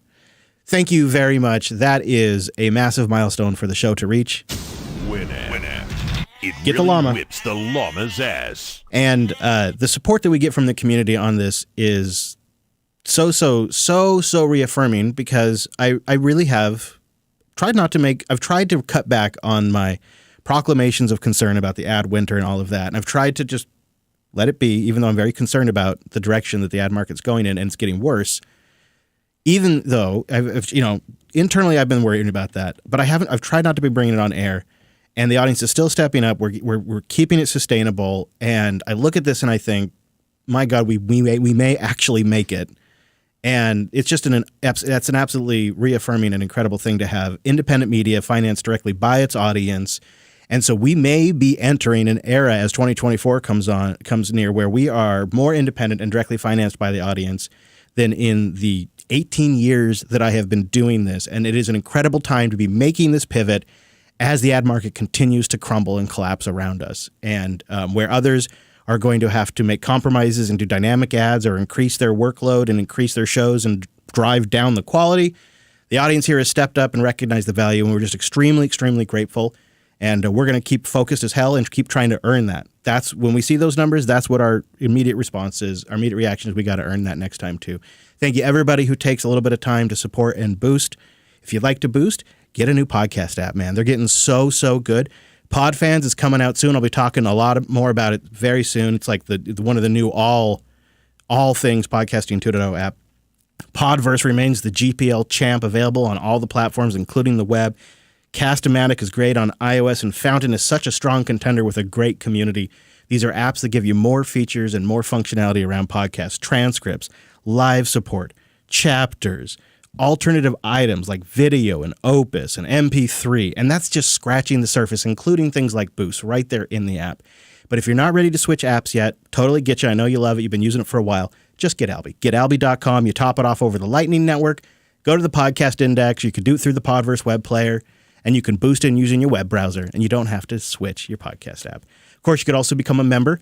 Use your Fiat Fund coupons directly on a monthly basis by going to unpluggedcore.com. You get an ad-free version of the show, or the one that's really more popular, the member version. It's like double the show. You get like double the show, and it's a little more unplugged. So we don't promise a lot, but we try to deliver every single week as value to our members. That's at unpluggedcore.com, where you can support all the shows at jupiter.party. And a big shout out and thank you to everybody who just streams and listens. You SAT streamers, we see you, and we appreciate you. Our picks have a theme this week. Do you see what it is, Wes? I think I do. Wayland can be kind of, I guess, non-obvious if you're using it. Are you on X right now or Wayland? How do you know? How do you know? I don't know. I mean, there's like a dozen ways to find out, but I thought I'd give you a couple of picks. So if you're trying out some new hardware or you're finally making the move to Wayland, how do you know if your Chrome window is using Wayland? How do you know if your Firefox window is using Wayland? Maybe you got some apps that are and some apps that aren't. My friends, I got 3 solutions for you. Number 1, it's on FlatHub. This is if you like to open up the hood and look under and look at all the parts. Wayland check. I'm sorry.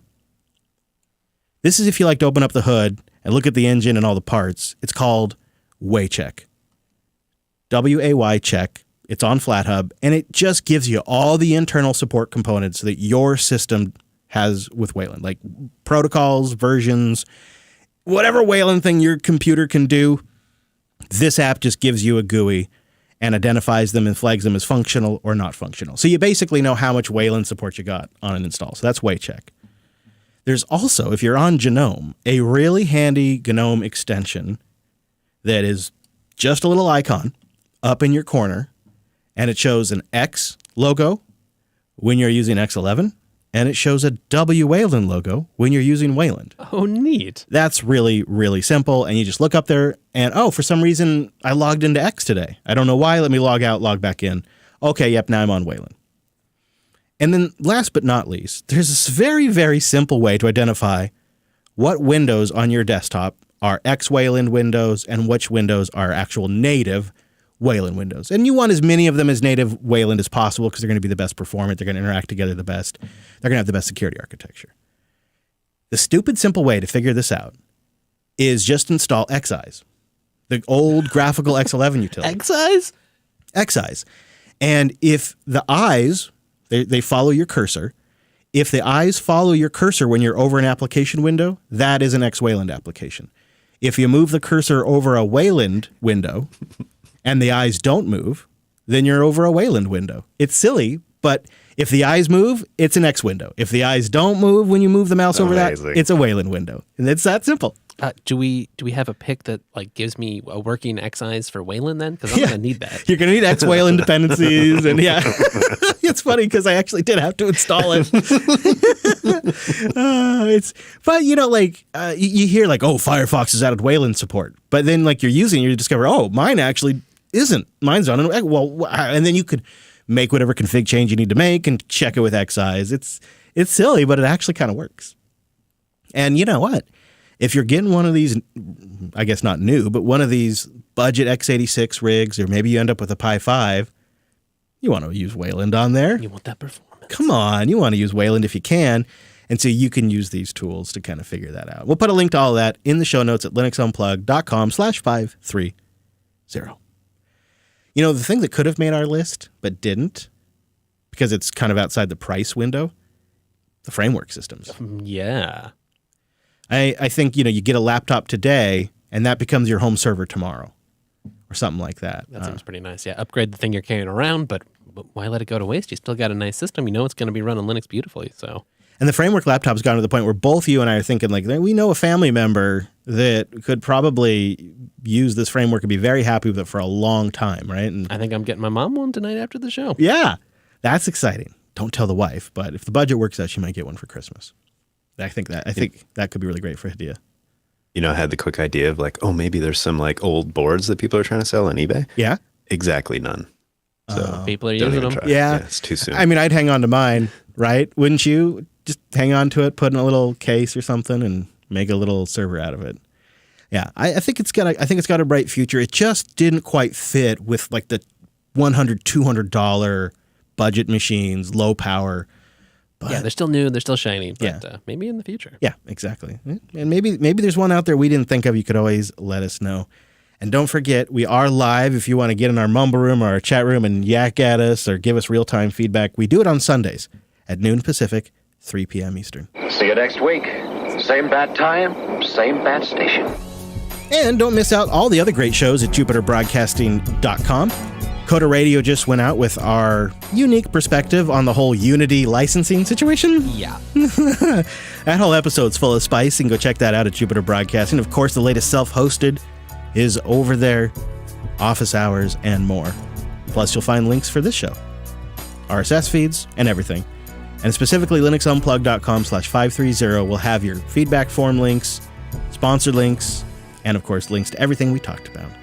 Thank you so much for joining us on this week's episode of the Unplugged program. I'll see you right back here next Sunday.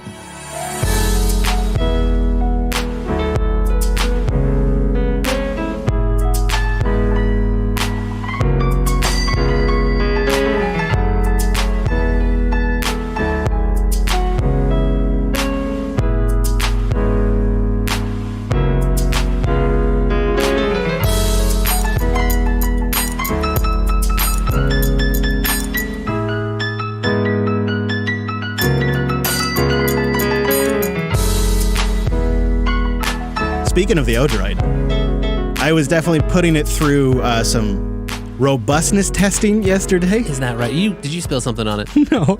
So I'm trying to figure out where all the different outlets are wired back to the main breaker panel in the RV. A little outlet map. We got a couple of like mysterious ones, and I suspect seems right. Yeah. What could go wrong, right? Is this the same story? It seems unassociated. And so I think maybe this plug doesn't have anything plugged into it, and I worry that this other breaker has like half the house on it. Yeah. I'm like, oh man, we need to redistribute this. So I'm looking at this, and so I'm like, okay, Hidea, I think this, and this are on. So I'm going to flip the breaker for this, and you go around and check if all this stuff's off.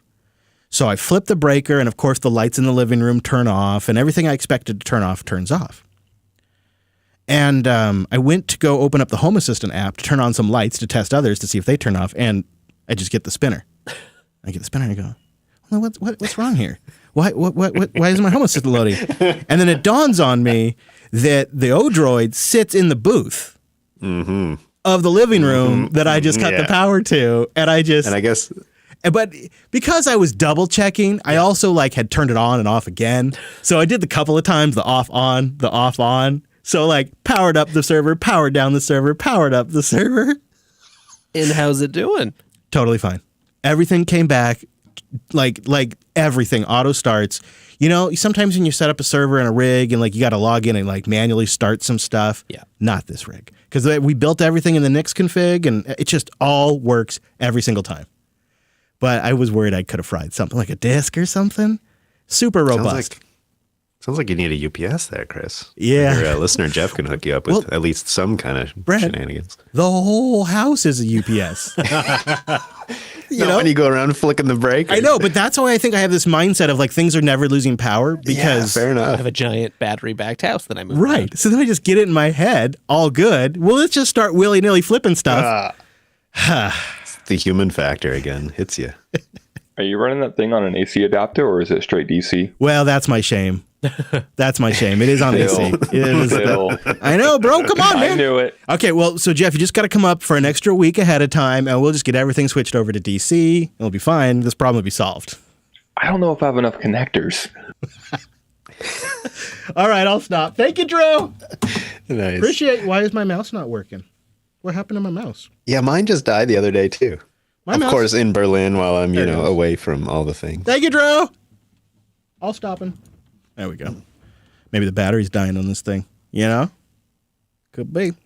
All right, chat room, you get a couple more seconds to bang suggest, and then we got to start voting on that title. Jeff came out with some spicy ones, spicy titles. Oh, good.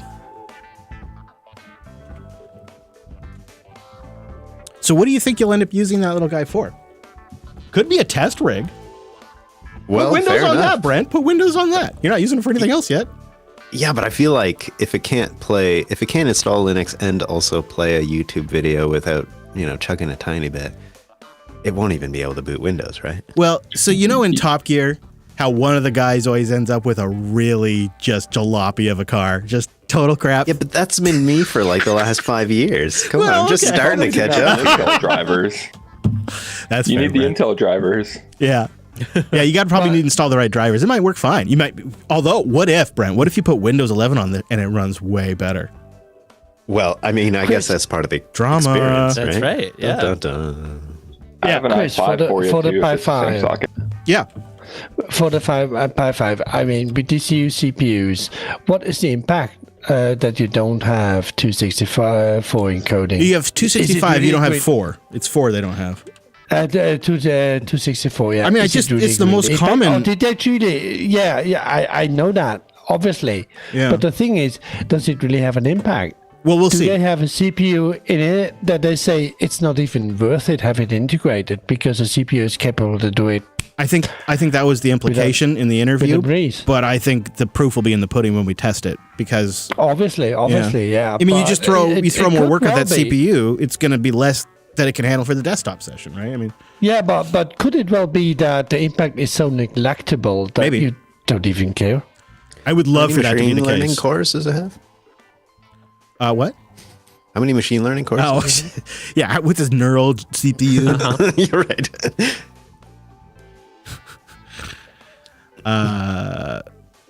Nice catch on the Rotted Mood one there, Wes. We gotta step our live boost game up. Although I sadly I made a mistake and I captured the wrong boost amount. Oh, really? I captured the split amount because I grabbed it from a UI I don't normally use. So was the amount higher? Yes, 50K Wow. and not 12.5. Oh, so we didn't give him full credit for his Yeah. boost. Yeah. Okay.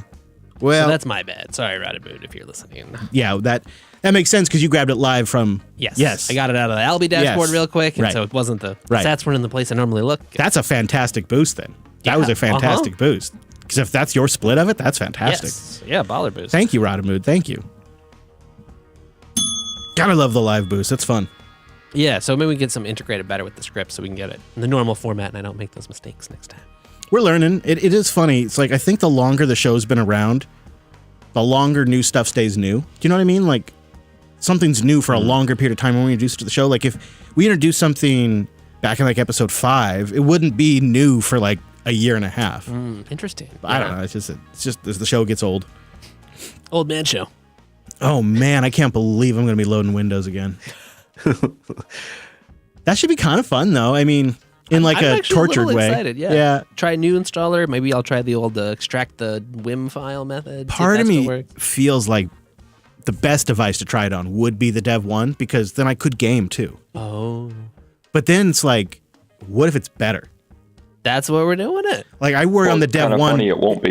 You think I'm just Yeah, I don't think it will be because especially on integrated graphics, a lot of the API calls for DX12 and stuff, the Vulkan API on Linux and on Proton, it tends to be more efficient. sweet. I like that. Good. Yeah. Good. It's like I swore I'd never in my life own a Volkswagen. I swore to God I'd never own a Volkswagen. And then I rented one when I was in Texas, going back to rental stories. I rented one while I was in Texas, and now I own one. Now here you So, are. so that's what I'm worried about is I start using it and I'll like it. I want that. Yeah, suddenly you'll be a 3OS no way, dude. house again. It drives me crazy. I got way too. I'm getting pulled in too many directions. It's literally stressful. It's a first world problem, I acknowledge, but it is a stressful one. Do they still have Windows phones? We can get that domain controller set up at the Studs again. Actually, a cloud AD server wouldn't be horrible, because remember how Fedora and Ubuntu both have... It's true, yeah. You just have it integrated. All right, I'm going to call the titles, so we'll have to get in there and get boating. It's time to boat. I know I didn't mention it during the episode, but when I was installing Nix on that little box, it took like 14 minutes, but I checked 3 times because I was like, why is it taking so long? And it made me realize that installing Linux on modern systems is just such a treat. Yeah. I doubt Windows will be a treat. Yeah. And Mac OS is not installed in 14 minutes. So I've been checking the Raspberry Pi 5 specs. It needs a 5-volt 5 amp power supply. Yeah. Yep. But I also found where they removed the H.264 decoding. LibreELEC has tested it, and it software decodes AV1, H.264, VC1, VP9, all at 1080p. And what they say why it probably has been removed is because the H.264 hardware decoding was restricted to 1080p in hardware. Well, then why not just have support for it at that and then software above? I don't know. But yeah, okay. There's always weird licensing shenanigans too with H.264. That's on the back of my mind. That Mesa stuff that came up not too long ago, and it makes me wonder, are they going through something similar? And of course, they're not going to come out and just say it. They never do. All right, so Leave the Pie in the Oven has 2 boats. Yeah, I almost voted for it. That's cute. I don't mind. Pie Problems has 1 boat. Slicing the Pie has 1 boat. Pie Problems has got that alliteration going for it. I guess I kind of like Leave the Pie in the Oven because it's cute and fun, but cute. It kind of also alludes to our conversation pretty well. That's true. For what that's worth. I mean, how much do we need that in the title? I don't know. Cute's not always the answer. We only have 3 votes total. 4 total. Yeah, I know people are not voting. They think we don't need it. They think we can make the titles, but they're wrong. Oh gosh, yeah, so wrong. Could you imagine? Maybe they're intimidated by how cool GameAbot is. That's probably it. It'd be awesome is if whoever won got like 100 sats or something. Yeah? Oh, that would be cool. I wonder how we'd do that. Yeah. Like register your Albi account or something, and then we could, That'd be so much fun. I know. It'd be fun to figure out more ways to tie that all into things. I mean, obviously, like for membership, alternative type stuff, we've talked about that a lot, but it seems like there could be a lot of. Yeah.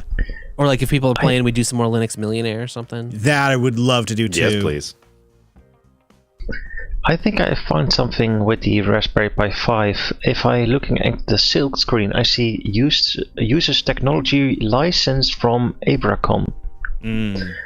So if there are licensed stuff on there, a lot of it can't be used with a lot of other products because of the licenses. If it's being used commercially.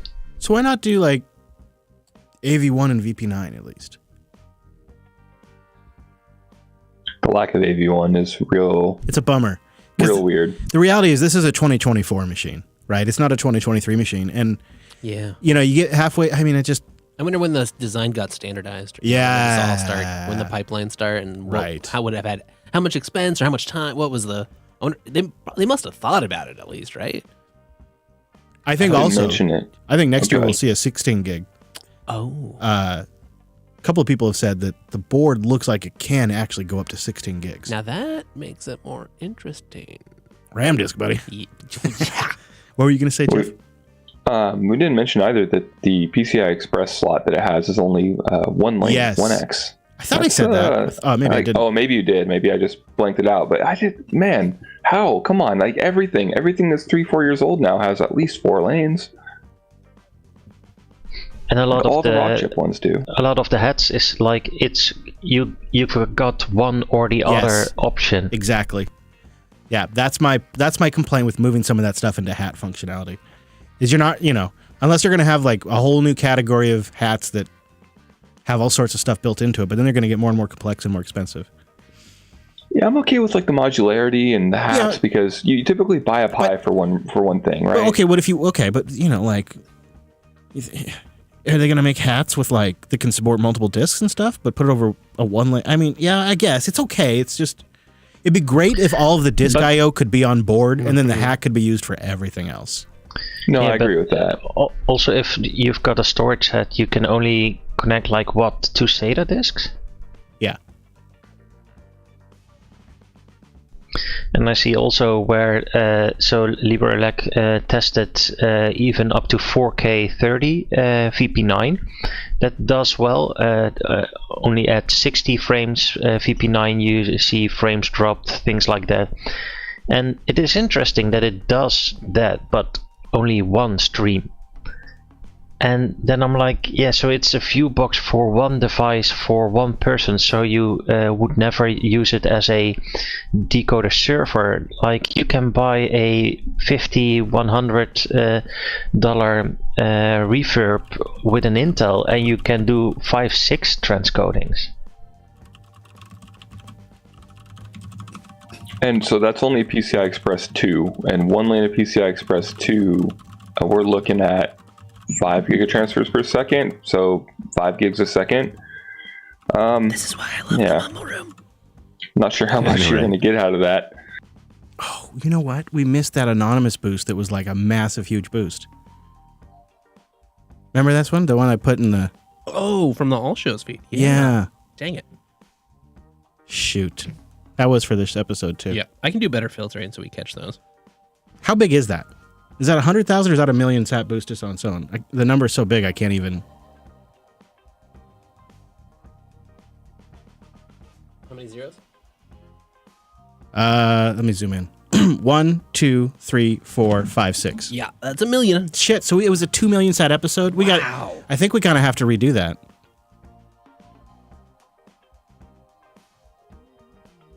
Yeah, could we we just cut in a baller at the top and then the new sat total at the bottom? Yeah. All right. Okay. Let me let Drew. While we're at it, we could correct Wes's. Oh, we could fix the rotted one. Miscalculation. Oh, okay.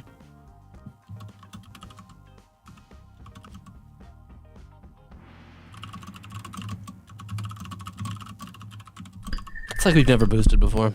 Let's upload those as separate tracks, as a separate flag.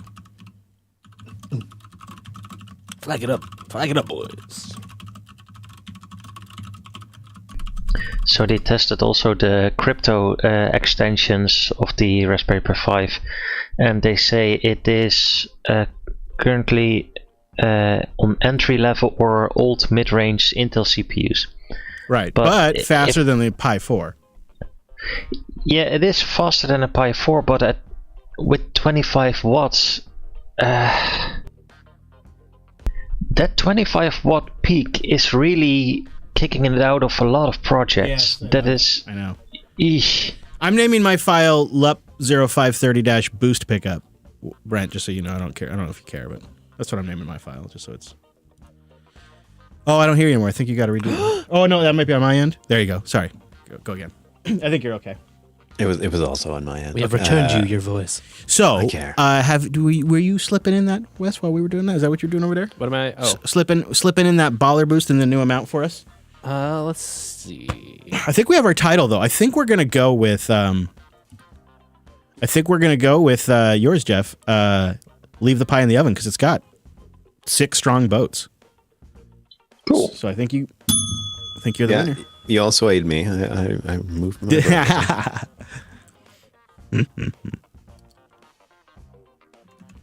All right, we'll get that, and then we'll do the pickup, and then that's just one. It's spare rib time. Spare rib time. You got an afternoon snack lined up there, Brentley? No, I really don't. You know, Alex and I were on a wild adventure. I feel like I just got settled like yesterday. Yeah. And I realized this morning I don't really have any food here from being gone for 3 weeks. Oh, yeah. And yeah, because the food I did have, not looking so good. Right, no longer food. You were traveling and got home and had a guest, and so you probably didn't have a chance to do like all the basic stuff you do when you get back from traveling. Yeah, and we just picked up essentials for the road trip pretty much. Sure. And yeah, it's been a bit crazy. So I'm looking forward to having a week at home. Do you remember how that feels? 1 whole week. It's more like 5 days. Screw you. I got a nice bed for you here, though. We do, Jeff, have to decide when to show up, right? You had plans. Oh, you probably booked your holidays and everything like months ago, knowing you. No, I actually haven't set up my PTO yet because I was actually waiting for you, but then I talked You're to Chris waiting on before the me? show. Don't.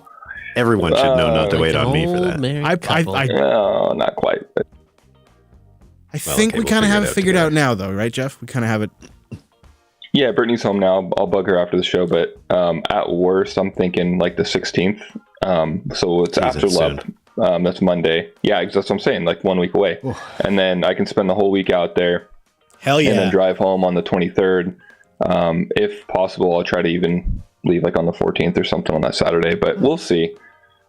I'll figure that part out. Sweet. But Yeah. I mean, yeah, if you made it here, now. if you made it here before the 15th, you could be here for LUP on the 15th and the 22nd.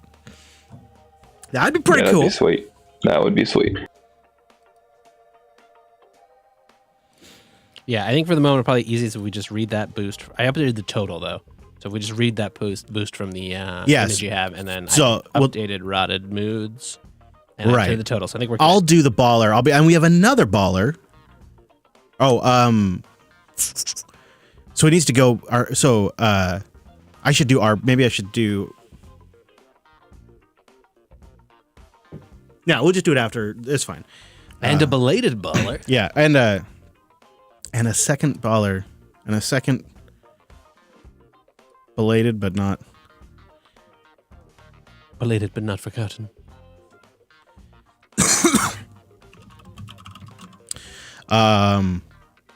Where is that boost? I need to pull it up. Yeah, and then we'll do. Okay, all right, Brentley, are you ready to record over there? You might not. It might just be me, but you might want to record just so we have it in case you want to change. In case there's a little. Yeah. Yep. All right. Stand by, boys. Here we go. Okay, 3, 2, 1, record. Hello, Drew, back again. Sorry. Hey. Yes, very sorry. Let's all jump in at 4. 1, 2, 3, 4. 4. Okay. So, Drew, here's what I'm hoping we can do is right after the very first boost we read from our podcast about the Atari VCS, I'd like to cut this in next, and I'll just kind of make it. And we have another baller boost. And then, after we respond to this boost, we will redo the totals. How do we want to correct the rotted mood thing? Do we just want to read that one? Oh, yeah. So we'll cut. Okay. So thank you. Maybe we can write this out for Drew too. So this will go in after the very first boost. So this one we're about to record will be the second boost that's read. Then we'll go to the end. We'll redo rotted moods and the total. Rotted mood is the very last boost, and the totals come right after that. Okay, here we go. In 3, 2. And we have another baller boost from Anonymous, if you can believe it. 1 million sats. Anonymous writes, I've been a long-time listener and a long-time lurker. I enjoy all the content, and I love the Linux community. However, I'm a very shy person when I'm online, and I'm not really sure how to make friends without being in person. I guess you could call me old school. I would have given you all of the sats earlier, but I had to wait for BlockFi to open up my withdrawals. Oh, congrats on that, man. 66227 KCMO BB 66227 KCMO barbecue is the best, he says, and he is at Scooter at linuxrocks.online on Mastodon. Go say hi to at Scooter. He's a major supporter of this week's episode. Thank you, sir. Looks like a postal code in Johnson County, Kansas. Ah, look at you. You've found that one. Sneaky. Hello, you didn't Kansas. even have to unfold the map either. I know. I'm using a digital version now. Well, when it's a million sat boost, We pull out the big we guns. go for the fancy stuff. That's no expense is too much for that. Yeah, if you could make it to Linux Fest, the meetups too. There'll be some barbecue there in person. I don't know. Maybe it won't be as good, but we really appreciate the support, Scooter, or Anonymous. What was that? Is that Levi? I think so. But thank you, Scooter, or AKA Anonymous. We really do appreciate the support. Okay, and now we do our last boost and the totals.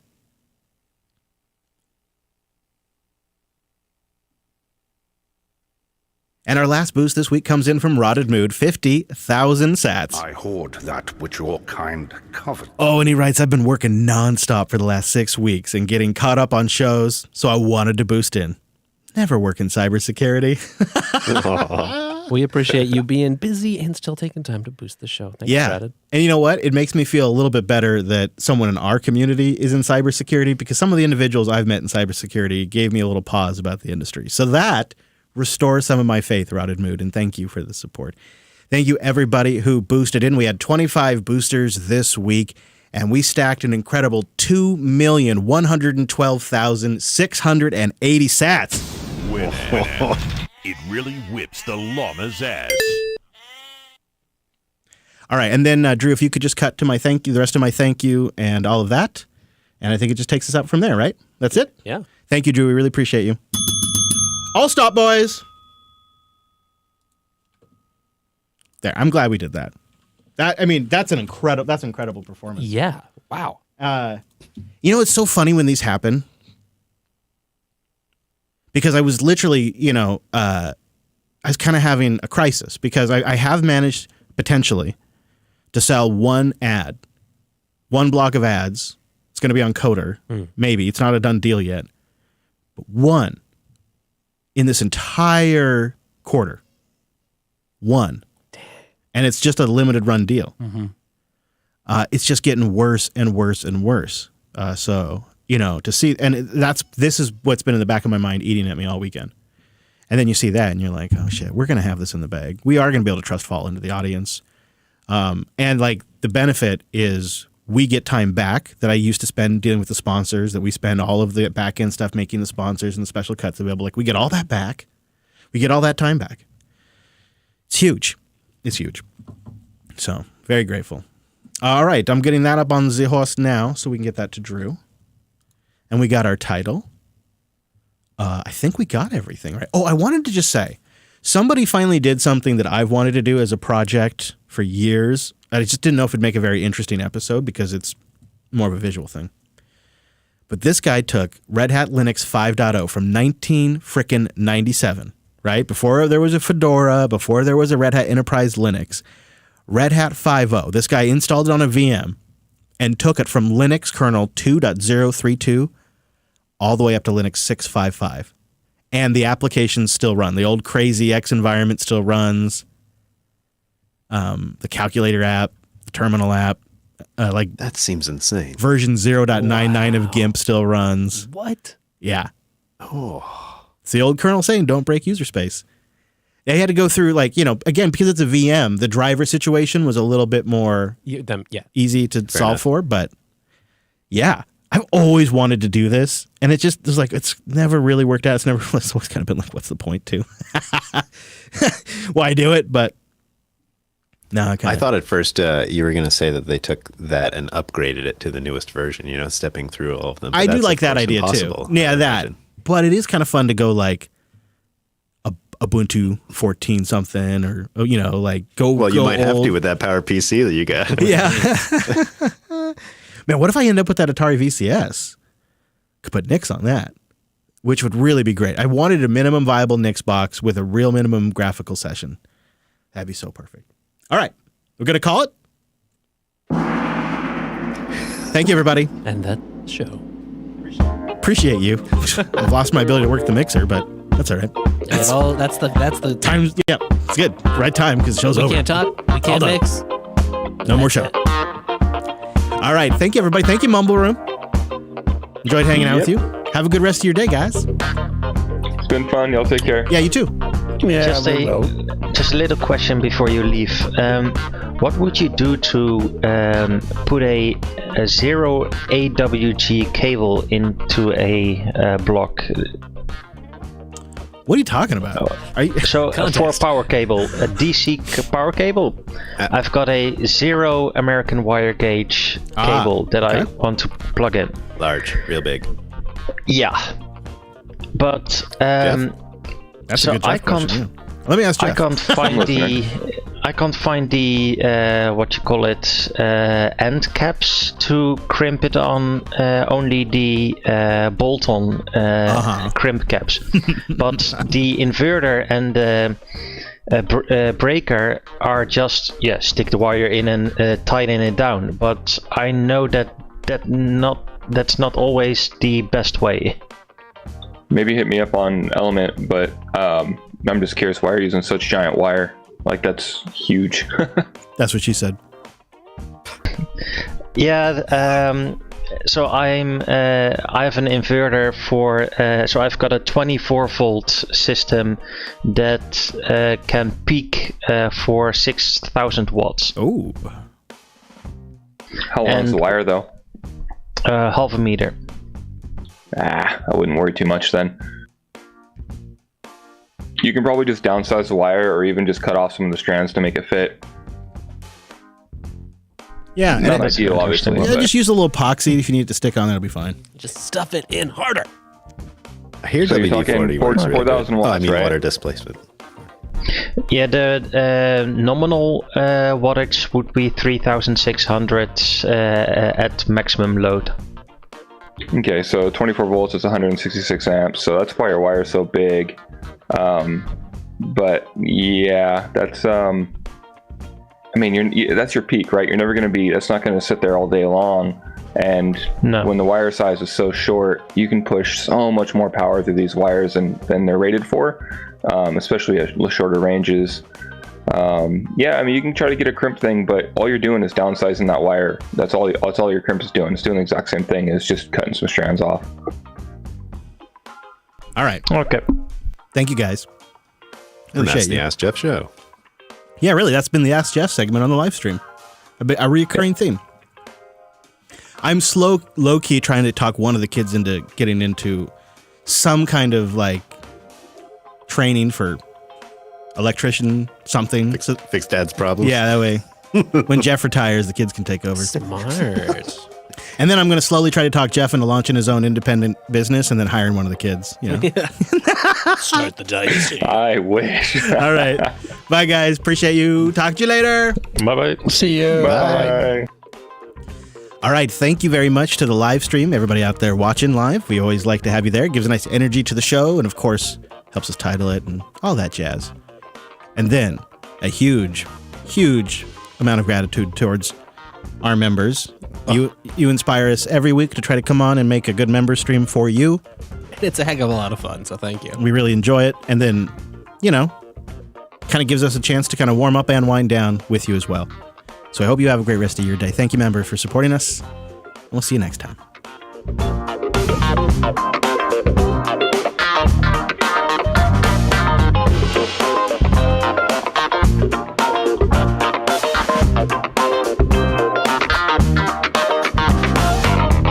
Happy hacking.